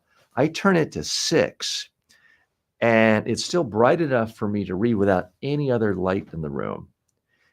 And yet it's not keeping me awake and causing the stimulation that a cell phone light would do. So I love it. Sometimes I wake up in the middle of the night, I can't sleep. If I read on the Paperwhite, sometimes for even 15 minutes, I fall right back asleep. If I try to do that on a typical larger form tablet, or on my Apple tablet, I'm awake all night. It's so bright. Plus, it's connected to every email and text and everything else. I love the Paperwhite because I'm not connected to anything else. And the font, I can make the font any size, but I can make it so dim, it's practically lulling me to sleep. In fact, I was reading it last night before to bed. I think I was so tired, I only read for 3 minutes. So that's something people may want to consider. I do want to give Tick a little more guidance and be responsive to him. So you're saying, because I'd asked you for more clarification, you wanted to suggest a book, Morals of the Heart by Dr. Bruce Lawrence. I'm not familiar with that book. He said the book had an interesting quote. There are many ways to God as grains of sand. So what made that interesting to you? Again, my number one suggestion for you of how to improve your video is talk about something that changed your life and tell us exactly what happened, why it was meaningful. So if you want to share that, let me see what you posted next. You said the only prescription for morality is this. Remember that every woman could have been your mother. Every girl could be your daughter. Remember that every man could have been your father. Every boy could be your son. When it comes to matters of the heart, that's all that needs to be kept in mind always at all times. There are few things I loved. It's a book beyond your imagination. It's beyond fiction and nonfiction.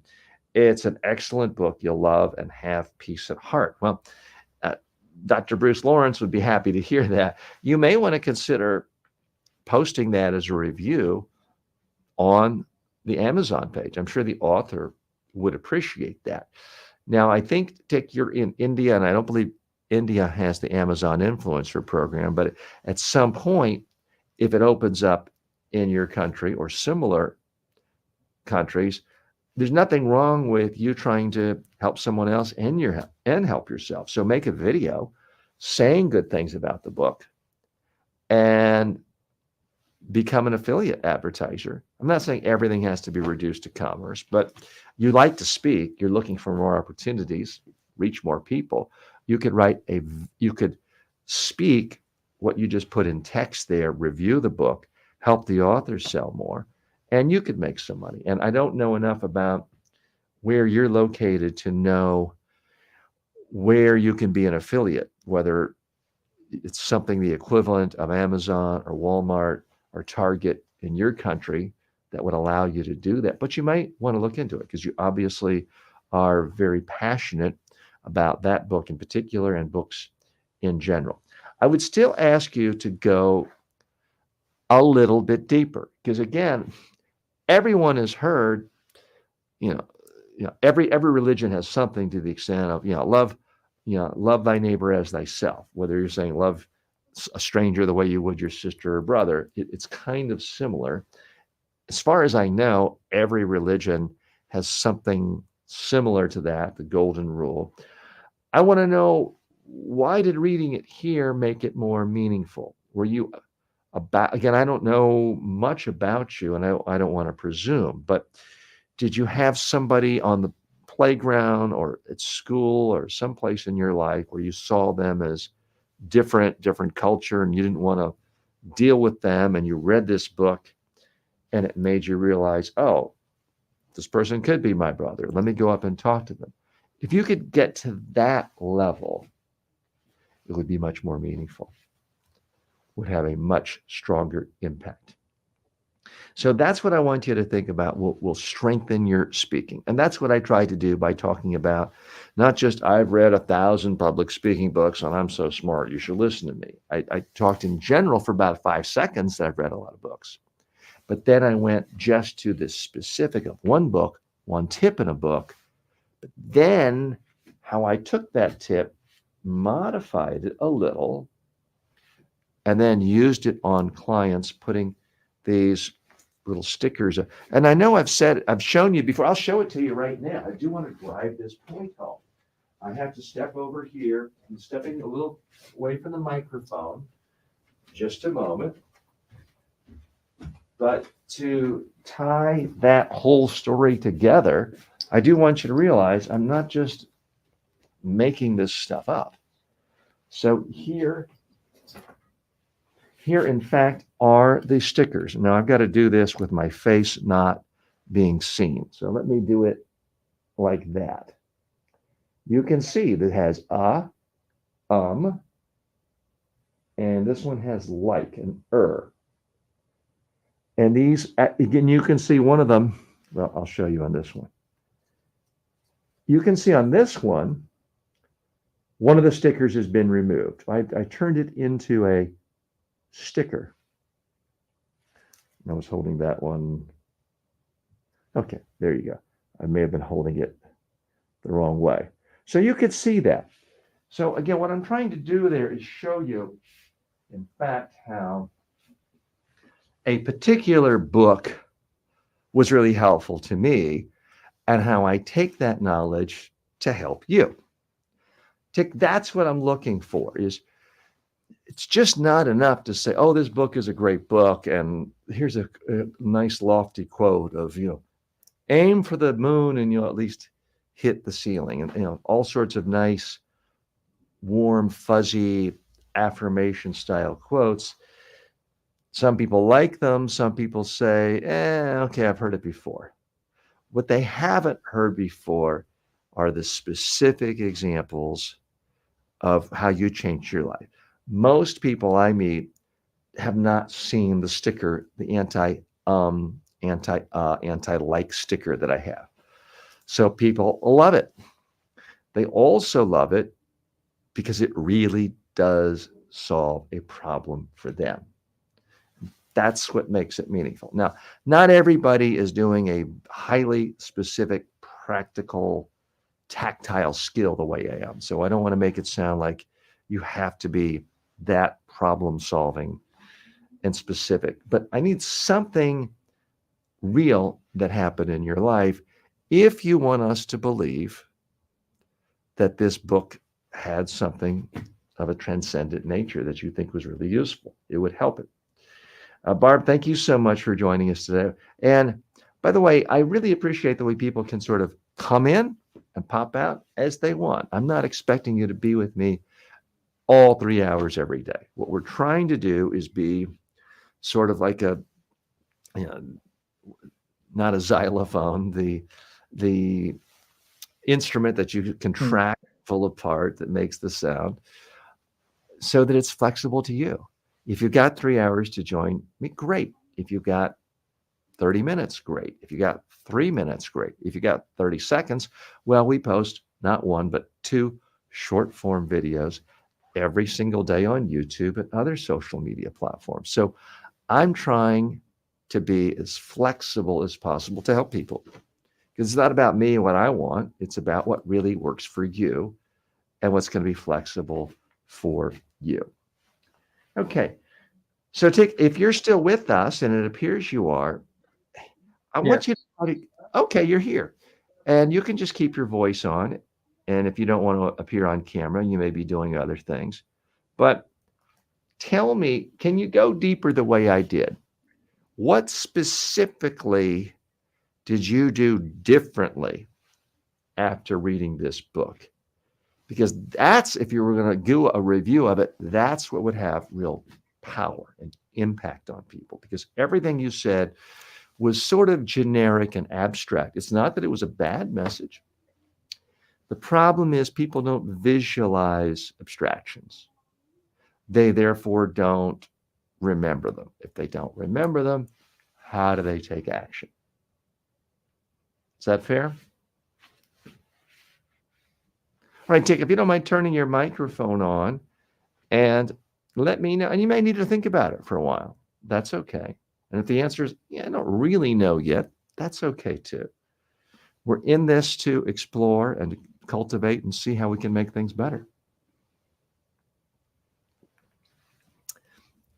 Tick, and do you want to share again? I may have put you on the spot. 1 minute, I want to take medicine. I heard some audio, but I wasn't quite sure what you said there. And I think I may have missed a comment. I'm taking a medicine. Oh, you're taking some medicine. Okay. Apologies for being distracting there.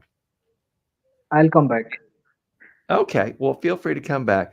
Now, Creative Mind has posted read Morals of the Heart by Dr. Lawrence Bruce. It's a very interesting book and will really make you feel more peace. It's a 700-year-old book.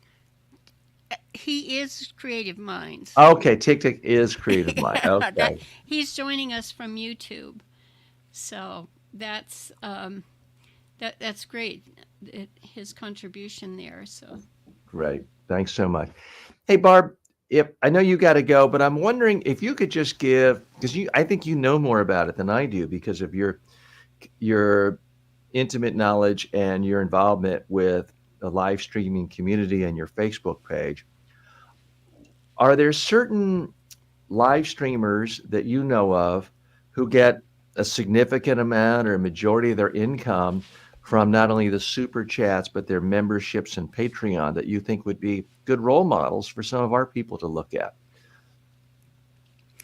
I'm really not prepared to go into that today. Okay. There are, as you know, I definitely am in tune with the major players, and so much is happening right now. I don't know if you're aware of this, but Amazon terms are changing, the affiliate terms, and that are changing here at the 1st of March.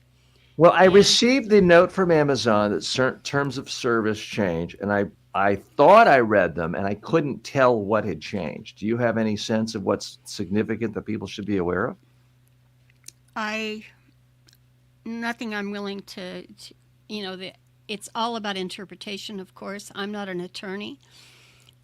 Several of us were all cogitating over what we're reading, and I think I invited you, and you are involved in the Logi group, which Logi is an Amazon partner, and just this last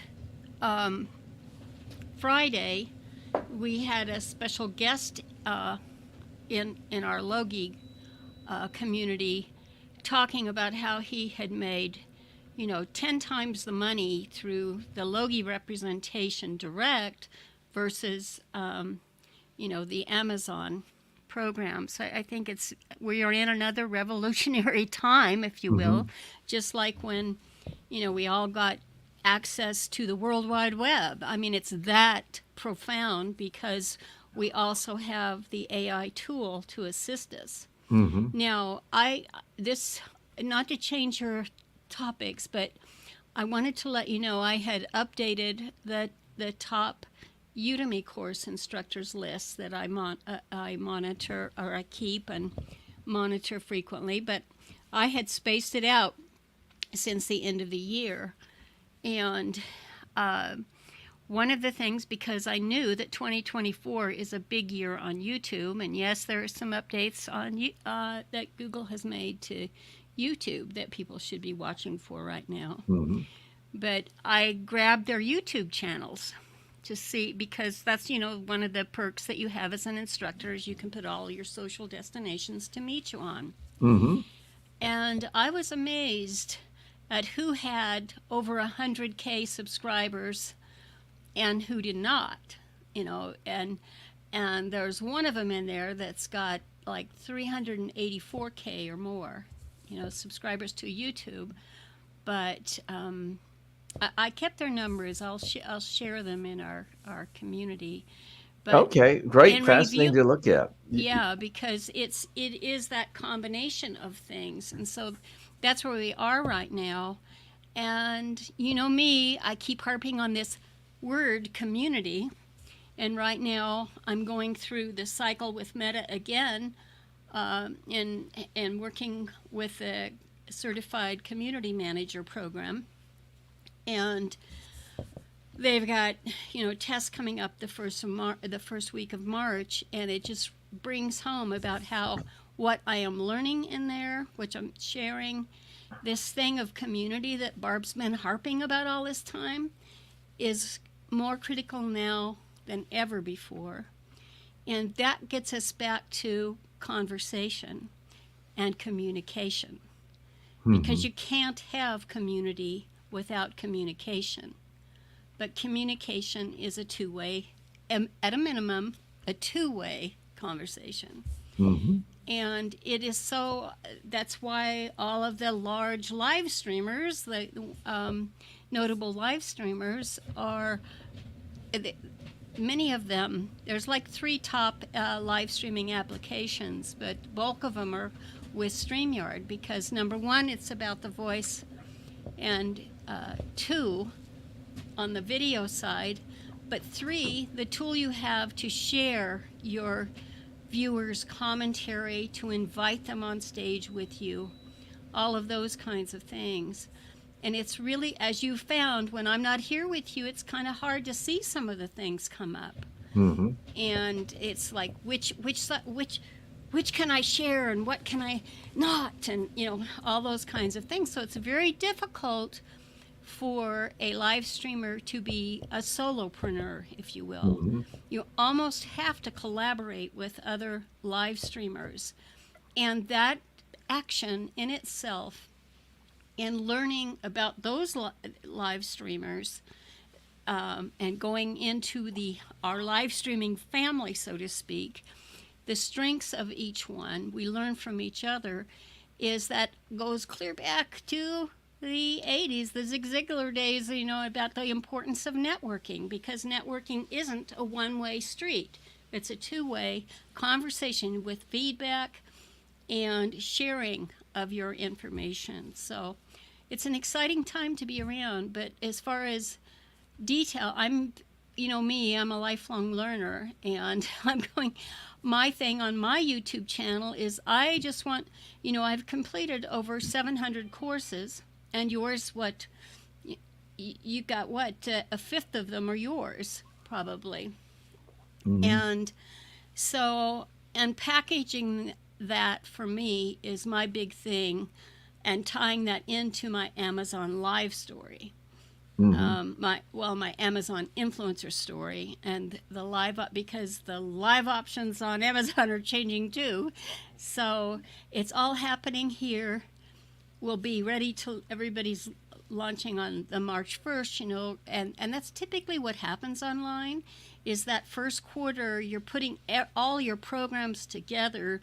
Then if you like Marie Forleo, Brandon Bouchard, and Tony, so many of the big names, they launch these programs that are really feeders into a much larger program that they're going to be offering in the second quarter.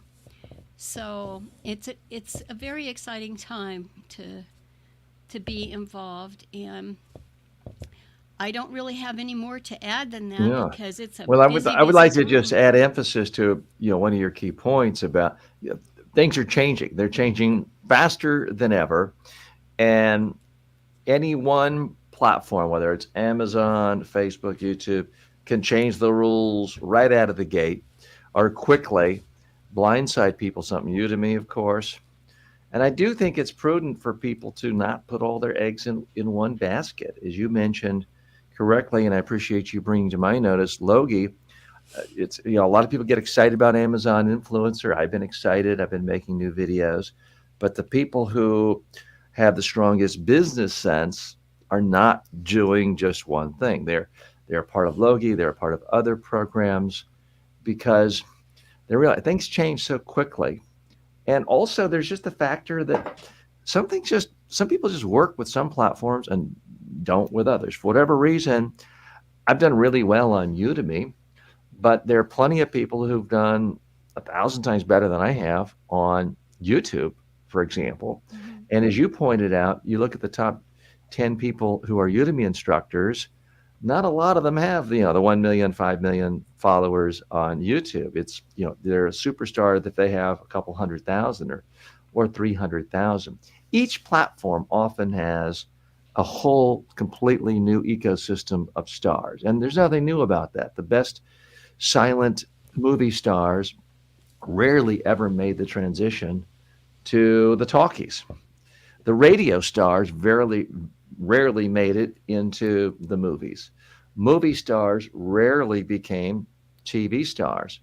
Broadcast TV stars rarely became cable TV stars. And cable TV stars rarely ever became YouTube stars. And you can go on and on and on. The TikTok and the Vine stars were not the YouTube stars. Each one has new opportunity, and it plays to different strengths and weaknesses. So for me, to the extent I've figured out anything, is just make as many small bet experiments as possible. See what works. Gary Vaynerchuk he gets frustrated with people when he talks about some new platform and they say, well, what if it's not around in 2 years? He said, but what if it is? You get in early. And I have not always followed his advice. But if you cast enough experiments in different places and you consistently create something, I do believe, if you're really talking about something of value to people, or you can really entertain people, which that's not my thing, You can find a home on the internet in a meaningful way. And what really was not true for most of my human life is you can make a living doing this. I think maybe not everyone, but almost anyone who's consistently trying to create and use every platform available and does enough small-born experiments and has at least some access to the internet and a phone can make a living. Am I saying everyone is going to be Mr. Beast or PewDiePie and make billions of dollars? No. But I do think that it's certainly possible to make a median income if you put in the time. It may take 5 years, but if you put in the time, you can make a median income for almost anyone. And to me, that is profoundly exciting and just different about what's going on in the world. Barb, I know you've got other things to do. And that was a little bit of a long monologue on my part. Yeah. Anything you wanted to add to that? No, I'm going to be paying stronger attention to YouTube. I looked at, and I'm meeting with some of my fellow students from the Udemy track, and because that is one topic I'm going to cover in this quarter, because it only makes sense to do that, from my connections, my people connections, because so I'm actually looking forward to getting things done in that realm. And Mhm. also the latest research statistics from the internet. This is the time of year, I'll mention it one more time, social media marketing world. That's where all the great thought leaders in social media marketing gather every year and have since 2009, whether it's virtual or in person. The reports are coming out now from their feedback from that conference, their findings, and they know people are going to be looking at them for actual statistics to back up what they're saying. And so the research outfits are all very strongly getting involved, in releasing their information. And that's what I'd say the last 10 days have been pretty heavy in revealing information to help us have a good 2024. Is there any one big insight that you think was surprising to you or most people in the industry? Because I have not followed that conference, but certainly I look at the major trends, which are all sort of traditional media viewership going down, traditional advertising to traditional media going down. Audiences are going up for social media. Money from brands and advertising and affiliates and Amazon influencer and brand deals and all that's all going up in terms of the pots of money that individual creators and small creators can make. We continue to see not only 200-year-old newspapers go out of business. I got to be careful. I just hit my microphone. I hope that didn't sound bad. But we also see 15-year-old companies like Vice and BuzzFeed and others like that go out of business because they were so dependent on one primary revenue source, which is traditional advertising. Whereas the people who seem to be really successful, like a Sean Cannell, are getting money from super chats and affiliate deals and brand deals and conferences and a gazillion revenue streams. That's certainly a trend you and I have seen going on now for several years. Is there any other big trend that you've learned only from this conference in the last couple of weeks? The most revealing thing from the conference for me, and because I've been online since the early days, and the very first thing that we all learned is that the email is king, being able to contact people via email. And back in the day, an email newsletter was a big deal. And because the connectivity wasn't consistent throughout the world, but if we could reach someone via email, that was a big deal.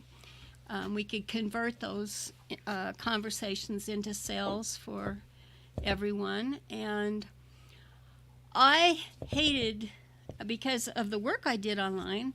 I mean, I have 200,000 in my email backlog, so I have a filter kind of thing that I have to go through and just clean things out.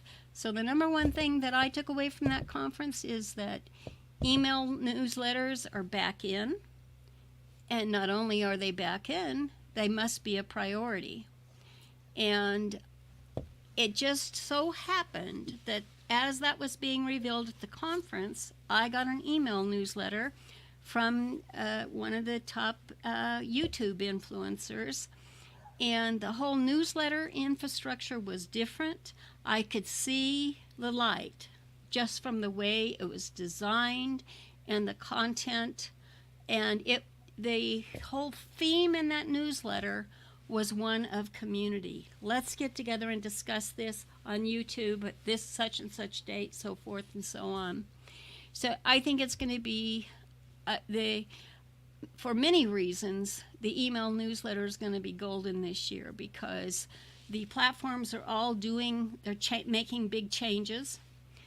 The platforms that we've all become loyal to, both YouTube and Facebook, have more changes to come on March 1, the unfolding stuff.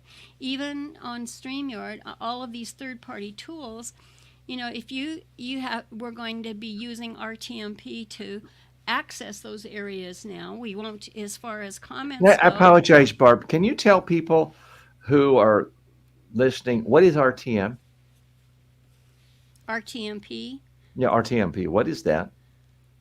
the real-time, message protocol, I think is what it stands for. I'd have to look at it. I mean, I've think heard the it's- term before, but I'm saying is I want to know. I don't know what all Well, the just initials. Google it.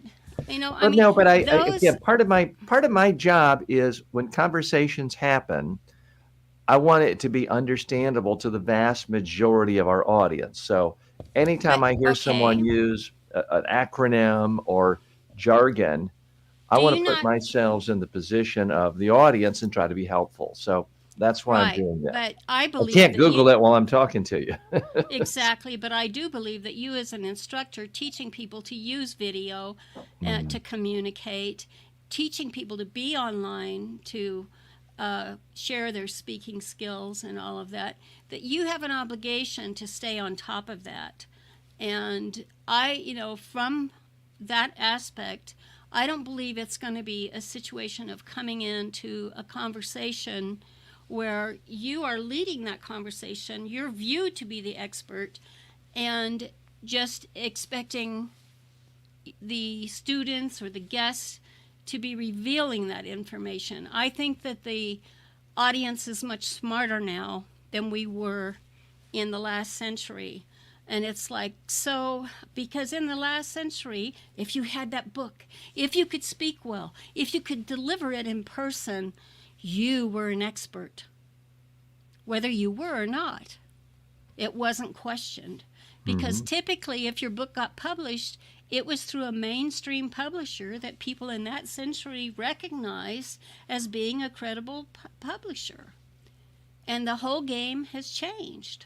Certainly. I mean, when it comes to book publishing, something I followed for a long time, and I think I published my first book now more than 30 years ago.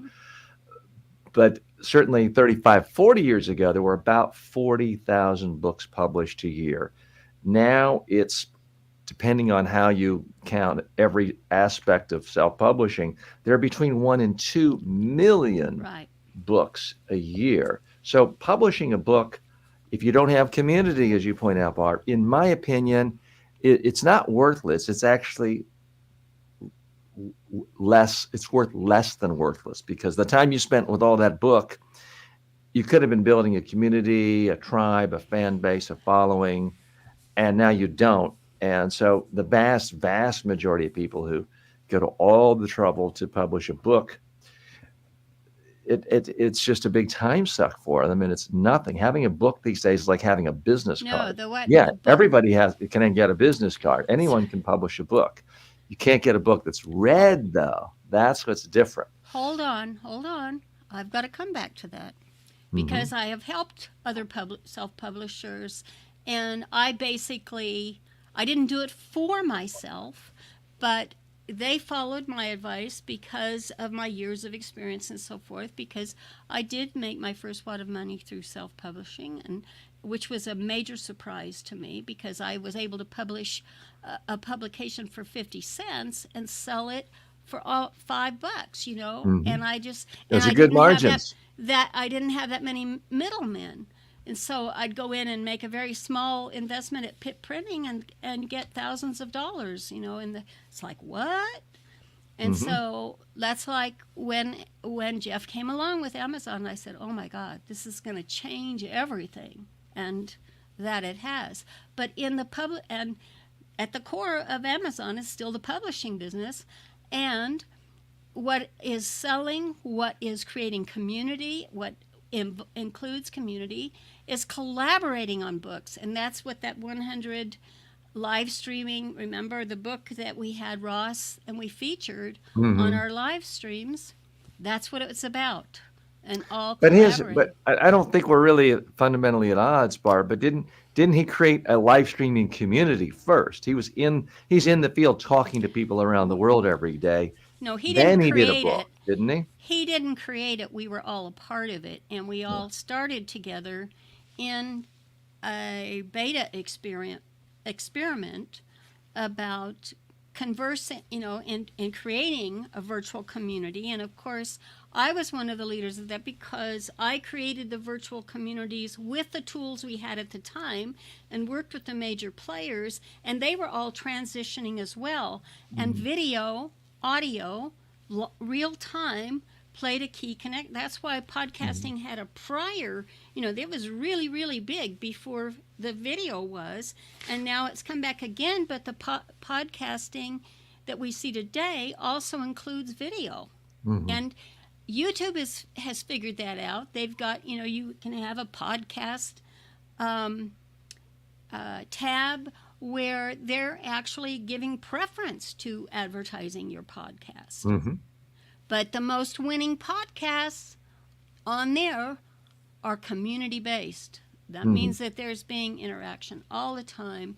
And But again, people, to my point, though, I don't think we're in disagreement. My point is, so many people I talk to almost every day say, "I got a great idea for a book," and they want to just write the book, publish it, and they think they're going to get sales. What I think Ross did is he first was live streaming and building community and talking to people and building a community of people who cared about it. Then he published a book. I'm saying that's the way to do we it. all, I was there. Mhm. And I was there. I'm in the first edition, and the thing is that we all talked about it, and I said everybody will be more credible if we work together on this. Somebody has to put, you know, the infrastructure together to make that happen. We actually created that all together. That's why he has the loyalty of the leaders within that community. So you can't have a mayor in a community and get things done unless your staff supports that, because they're your messengers going out to the volumes in the community. Okay. So it's not just a Ross thing. But Okay. Ross made a specialty out of it to actually profile and feature those people, those thought leaders who did that. I mean, I'm offered every year, he is offered, Barb, come back, add more to it, and so forth. And, you know, I have been busy helping folks like you get on the train as well. And sometimes you get those opportunities presented to you and you don't take action in time and they go by. And that's because you're not focused on the personal, conversational, community side of it. You know, it's just getting So things all done. great points, Barb. I was simply trying to make one point that I think is very important for people who watch this, because I talk to people in real life all the time, and I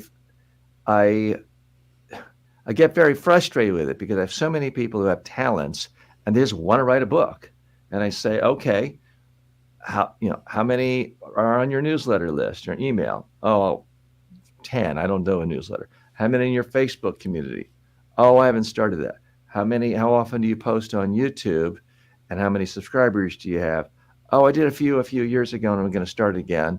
And in my experience, if you just try to publish a book, it could be the best book in the entire history of the world. It's talking about nonfiction here, although it's kind of applies to fiction as well. In 2024, if you simply write a great book and you haven't built the community you talk about, your book is guaranteed to suck massive amounts of time and money from you. That's a waste of time. And that's my frustration. Well, I see people want to start with that. It's not anti-publishing. I've published half a dozen books. What I'm saying is it's not 1974. In 1974, Wayne Dyer could be a professor, just write a book. He's got no community. No one knows him outside of Detroit. He can go on the Tonight Show. All of a sudden, the whole world knows him. And 40 years later, he sold 200 million books. I'm saying those days are gone. Hey, Barb, I apologize. Okay. I think we're in agreement on most of these things. And you bring in valid points. But I've got to get to today's Amazon influencer videos. So we're going to run out of time here. So, but I want to be respectful of you. It's like we lost you. But if you had any final comments, let me know. Okay, I'm going to shift gears a minute. Today, I am going to make these videos on my own, which I do want to teach you how to be flexible, how to do these, and so that you don't feel like you have to somehow be dependent on a team. So I'm going to get my tripod over here. And again, this is just a simple tripod, which I should at some point do an Amazon influencer video for this. I'm going to set up my studio, so to speak, which is really just my cell phone. I'm going to put the receiver into my cell phone. This way I can get better quality audio. I'm going to get the microphone to make sure I'm getting the correct microphone, because I have some for a different phone, my wife's phone, and some for me. So I'm going to, first of all, test the microphone. I'm pushing the button, and I'm looking for a green light. There it is. Okay. So the microphone appears to be working.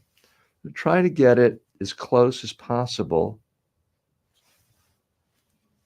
to my mouth. And then, hey, Barb, I'm sorry if we lost you there for a minute, because I did want to give you the final word before we switch over to Amazon. And I don't, because I didn't knock you out, but I didn't know if you had to just leave or you got disconnected. So feel free to. I did. I'm looking here because one of the things that if you're a guest in a StreamYard Live like this, and you need to leave and you want to cut the stream to your channel, if I'm a guest, you and I are both pretty much the same level in my account, and I can't just stop the stream. If I remove it, I'm going to remove it from my channel when I leave the stream. So that was a new learning point for me. And I think that using the tool, learning how to use the tools, I think this particular tool makes it extra easy for people in general. And I'm all in. I still continue to be all in on streaming live with audio and video. And I'm really excited about 2024. I think we got a lot going on. Right. So. I'm just setting up so I can do the Amazon influencer videos today. And I think I actually grabbed the wrong tripod. So I'm now going to be doing these by myself. Now, here's one of the things. I'll toss this out to you, Barb. I'm gonna say this generically. I won't say it's about Amazon influencer. So I don't want anyone accusing me of violating any confidentiality. I will say, when I look at all of the videos and content that I create that could be a part of an affiliate program, because I spent a lot of time analyzing it this weekend, what I found is that You've heard of the Pareto principle and the 80-20 rule. What I found was that indeed 20% of my content wasn't getting 80% of the results. It was getting more like 95% of the results, 98%. So specifically, the short form video, the short form vertical video is getting almost all of my views for affiliate video influencer stuff that I'm doing. So because of that, I'm going to try to be smarter and be flexible and double down on what's working and just stop doing things that aren't working. So as of today, and I'm looking for my remote control, so I'll be doing these on my own. And I thought that I hung it on one of my tripods.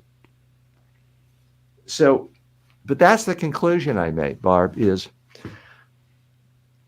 posting photo, because typically, as those of you know who followed me, I've been doing 5 pieces of content for every product. I'm doing a vertical picture, a horizontal picture, a vertical short form video, 15 seconds or less, a horizontal longer one, and a horizontal one where I sort of am more expansive and go more than a minute. What I have found is I'm just not getting views for anything other than the 15-second ones. So now I'm going to try to do a lot more products and just do the 15-second.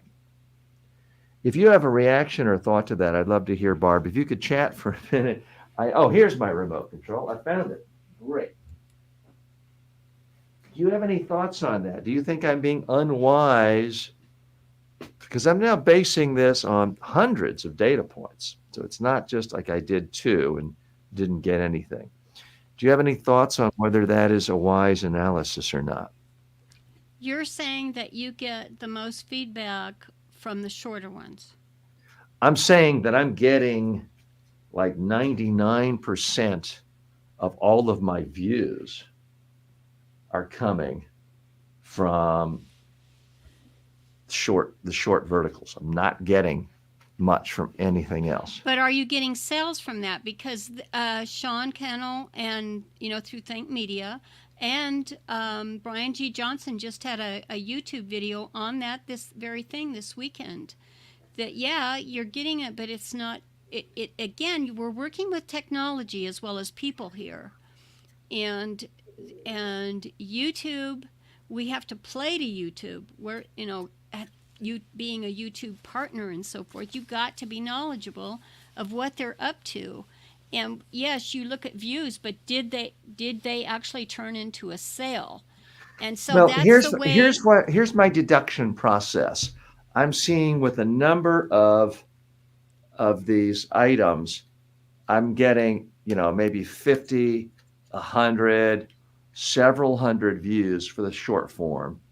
And I'm seeing literally 0 views on the horizontal, the long, and the picture. So it doesn't take a statistical genius to figure out that if there's 0 views, then all of the sales have to be coming from the short form vertical. That's what I'm doing.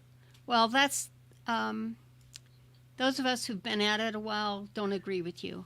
And I'm just going to say that you going live for multiple hours continuously at a time is working against you with the YouTube algorithm. Mm-hmm. So that's something you can search. Daryl Eves has come up about that. Sean Kennel. So time out, Bob. That's a separate topic. I'm happy to talk about that. But I'm trying to figure out time out. I just wanted to talk to you about the influencer videos, and I'm not specifying Amazon. How could it be that I could have all my views from one format, 0 views for the other, and the sales not be coming from that one format? Just logically, how would that even be possible?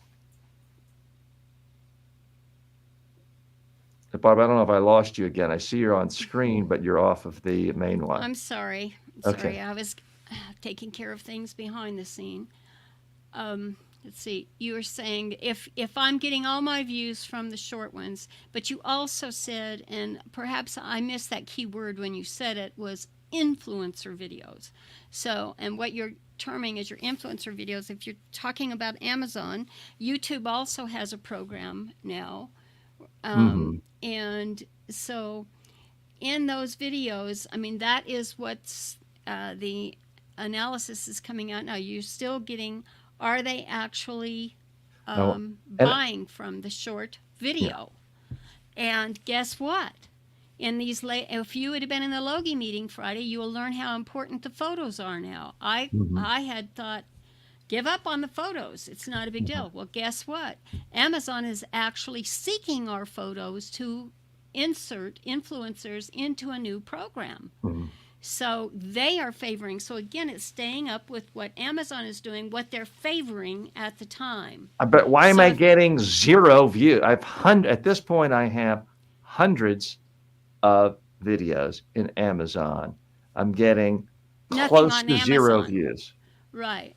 Well, I haven't looked at your account in a while because I've got my own story going on dealing with that. But when you're part of what's been going on in the community, the whole thing has been that, you know, the videos have been pulling in the views, but are they pulling in the sales? Okay, and I'm telling you now for the 10th time, I have evidence. I have evidence that I am getting some sales, and I'm only getting views from shorts. Therefore, it is logically an impossibility that the sales are coming from the longer form videos on that one format. Okay. Yeah. So that's working for you. And if you're happy with the numbers that you've got, you know, keep rolling. Well, I'm always trying to improve, and I'm trying to learn.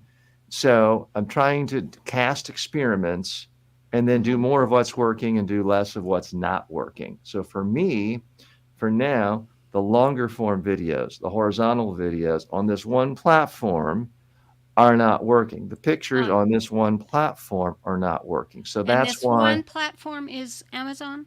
Well, yeah, I didn't Just want to say clarify that that. because they're all picky about, you know, we're not supposed to talk about Amazon. And so I'm trying to be a little cagey on that.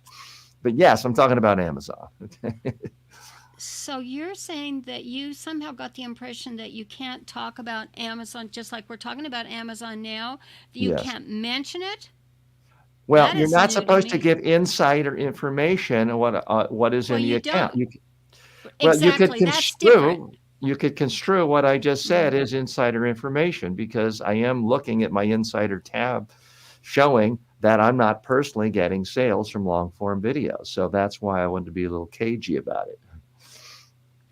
All I can I'm say certainly is there. open. I'm certainly understand the concept that there are plenty of people who do affiliate videos, long form on YouTube and other platforms and are doing really well. I'm not in any way suggesting that people can't do long form videos and do really well with affiliate advertising. Obviously, you know, people do very well with, you know, 10-minute videos talking about products. Oh, Mo says hi. And I apologize. I am really going to have to do this now. Otherwise, we're going to lose the whole window today. Yeah. Barb, thanks so much. We'll continue the conversation. I don't have all the answers. I am trying to cast as many experiments on a regular basis to try to learn and learn from mistakes and improve. Thanks so much, Barb. And thanks for Mo. I'm going to pull out my grab bag of products that I brought with me today. Again, these are all products that I actually use, that I've actually purchased, where I am going to do today a short form video explaining why I like them. Okay. Now I've got to see which brand this is. I know that I did buy these on Amazon. Okay, and I'll be able to link it up when I do it. Okay, so I'm going to go to video. I'm going to hit. I am So I'm glad, yeah, we framed this today so that you can see it. So I'm going to try to frame this so that we have the curtains in the backdrop. I think it's a slightly neater look than my regular studio. I'm going to try to get a right about here and I'll be able to hold it up. I'm using a remote control that came with this particular, so I have to turn this on, I believe. I'm going to do a simple test. I'll do it like this. Don't know if I've turned it on or if I need a new battery. Ah, okay. I just got the flash.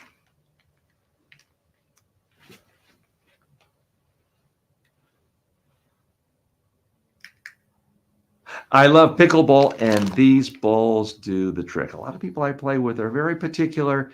They like to say, oh, that's the wrong ball, or that's an inside ball. These balls, I buy them by the pack. They last as well as any other, and they get the job done. If you love pickleball, give them a try. Okay, now I can see that I went 17 seconds. I'm actually going to delete that. So what I have found is Amazon really seems to like the less than 15 seconds. So I'm going to just hit delete so I don't have to think about that one again. Okay. Now I'm going to go to camera.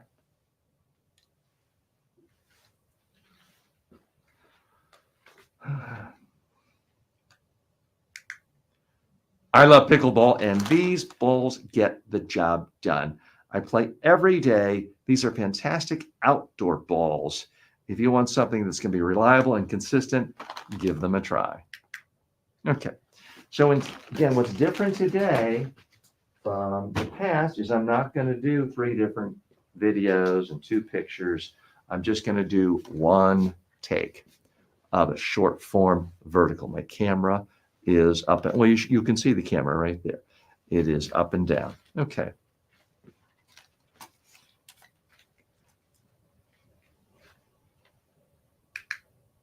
I love biking. I love the thrill of speed, but I want to be safe. The last thing I want is to crack my head. That's why I always use this helmet. It keeps me safe and makes me feel more comfortable. Again, I try to do these things in one take. And now that I'm only doing things as verticals, it just simplifies the process. We're not having to do this and this and this and go from photo to video. It's much, much faster.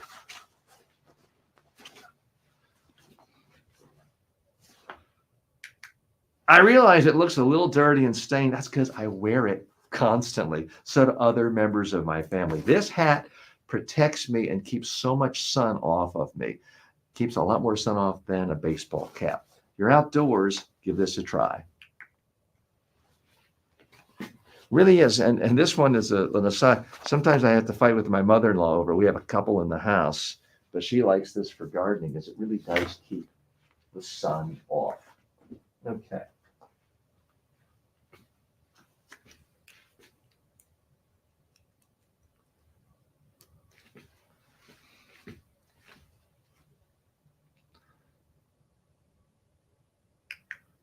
This zinc stick sunscreen really does the job. I coat my nose, coat other body parts that I'm afraid might get too much sun. This zinc stick is the way to go if you want real protection. Now, interestingly, I've done this for another color, a tan color, and it has sold remarkably well for me.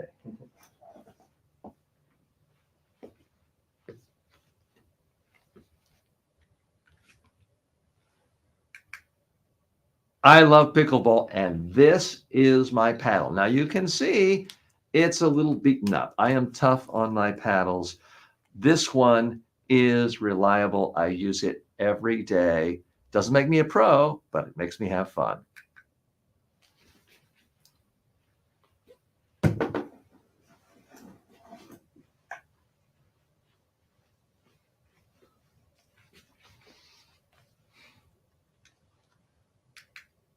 This is my wife's Selkirk pickleball paddle. She loves it. We use it every single day. It's reliable.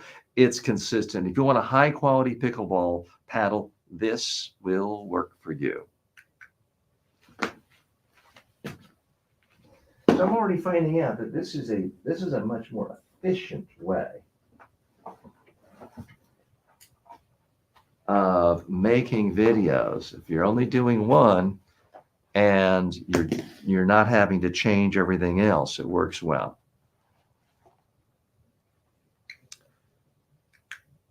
I love these Adidas slip-on slippers. They are comfortable. I can use them going to the beach, going anywhere here in sunny Florida. If you're looking for something a little classier than certain brands, this may be the ticket for you. Now, I was trying not to mention another brand. I wear Crocs on a daily basis. I am using these as sort of my dress-up shoes, which may sound ridiculous to anyone else, unless you live in Florida. It's definitely a more casual place. Okay.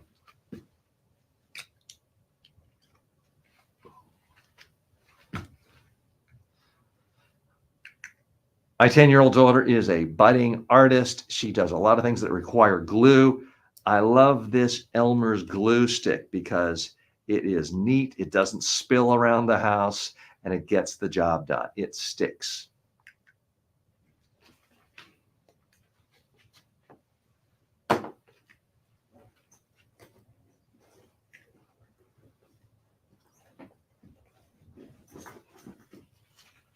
Okay, so another pair of slippers. I don't think I've done these yet.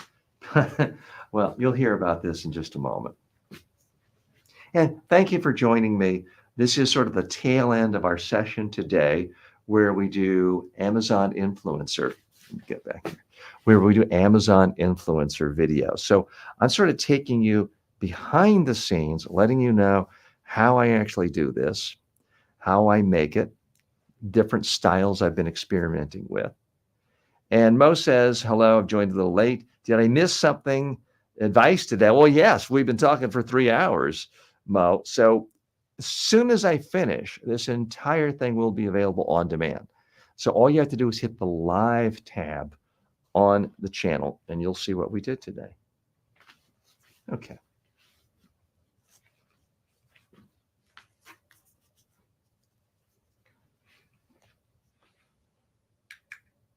I love these slippers. They're great for going to the pool, to the beach, and I wear them going out to restaurants here in Delray Beach, Florida. These are kind of my dress slippers because they look a little fancier than other certain brands.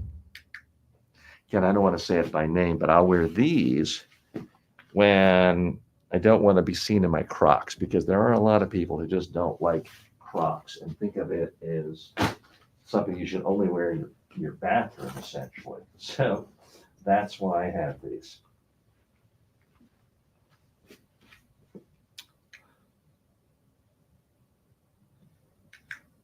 I love my daughter and I'm trying to encourage her to read. That's why we got her this Amazon Kindle for Kids. It really is a great way of instilling the love of reading with a child at an early age.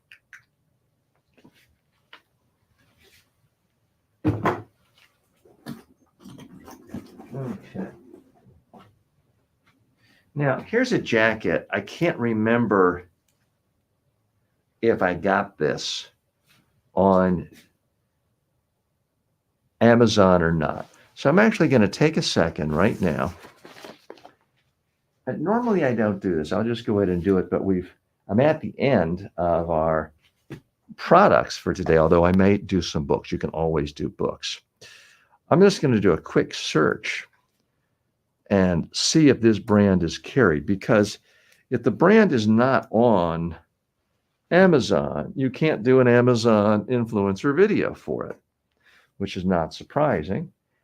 But what a lot of people don't know is you can do an Amazon influencer video even if you didn't buy the product on Amazon. As long as you have the product and it's available on Amazon, you can do a video.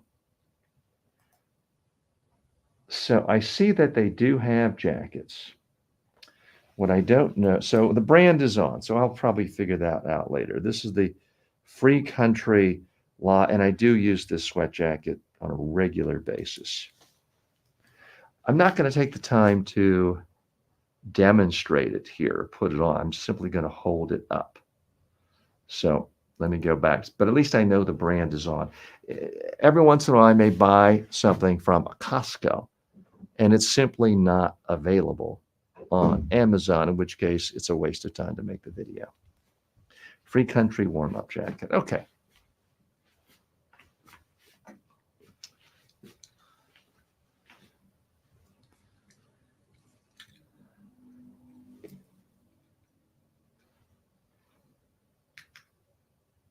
I love my Free Country men's warm-up jacket.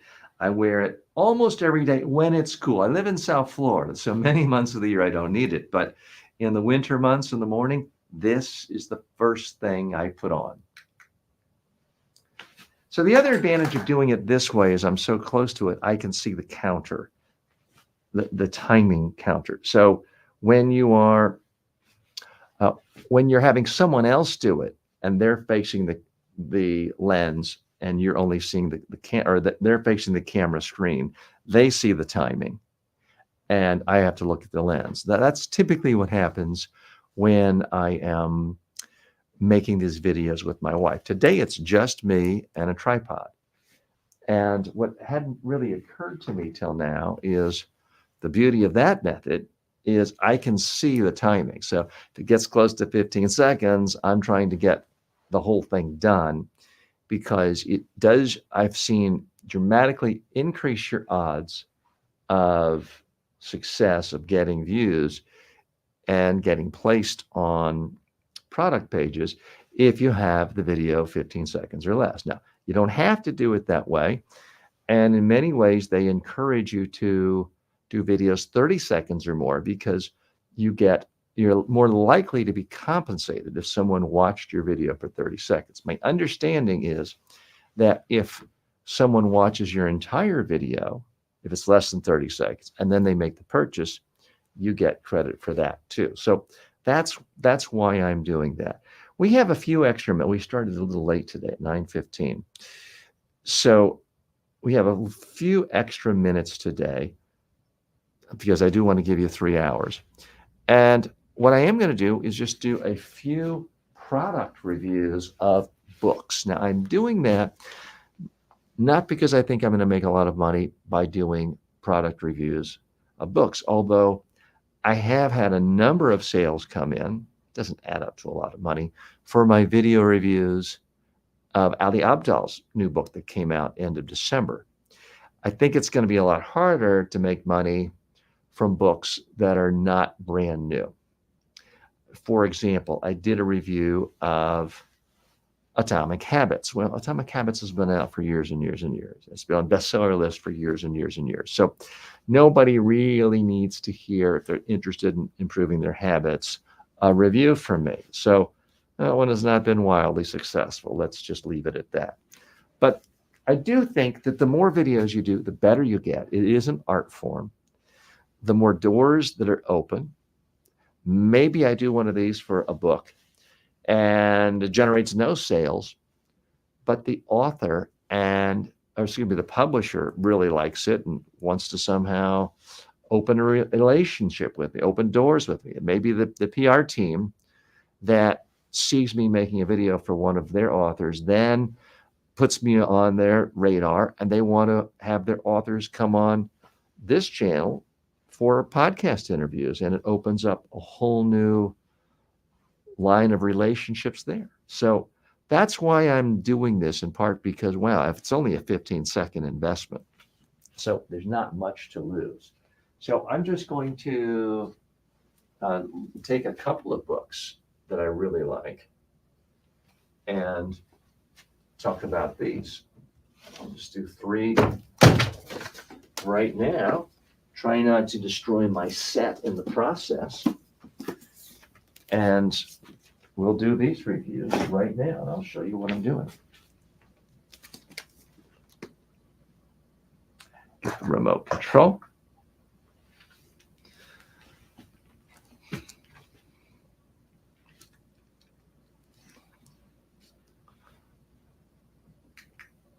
Fall in Love with the Problem, Not the Solution is a fantastic book. It really changed my whole perspective on being an entrepreneur. If you're at all thinking about starting a business, you owe it to yourself. Read this book. Okay. I think that really does, you've only got 12 seconds or so, does sum up exactly why someone should read that book. Now, can I remember how, it doesn't have to go in the same order, but I do want to make sure I don't make a mess of things as I put this back. Okay. All right, Martin Seligman's The Hope Circuit.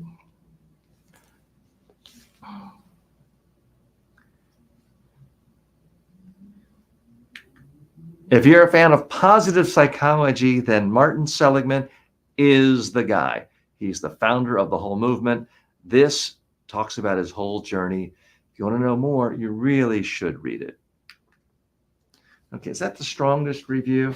No, I mean, he is a profoundly important thinker in the world of positive psychology. It's harder for me to be quite as effusive for the book because while his ideas are profoundly important, he's not the most engaging, interesting writer. So I don't want to oversell. I want to give people candid thoughts.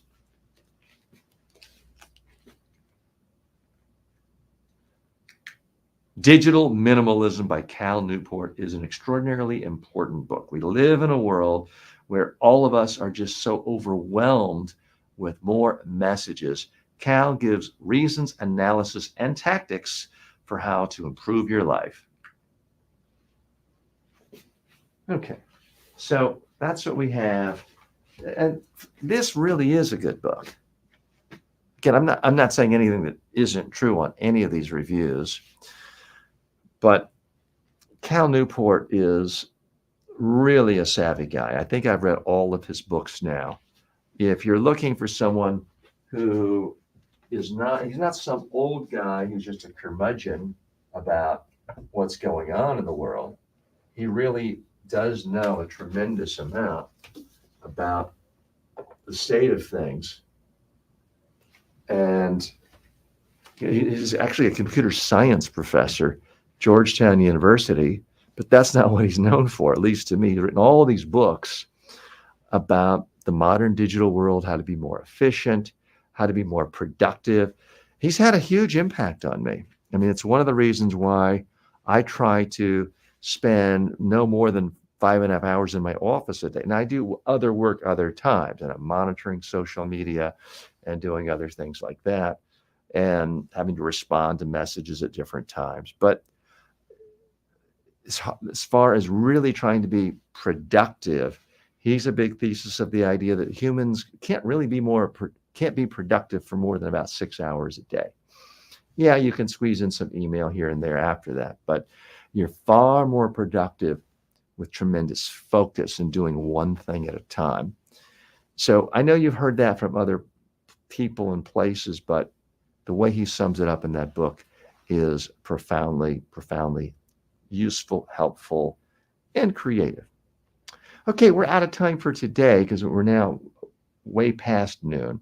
I want to thank you for your time. I'm TJ Walker. Please join us here live tomorrow, but also please come back and watch our regular videos. We post typically 3 produced videos a day. Please like them, subscribe, leave comments, and sign up for notifications. Thanks. See you tomorrow.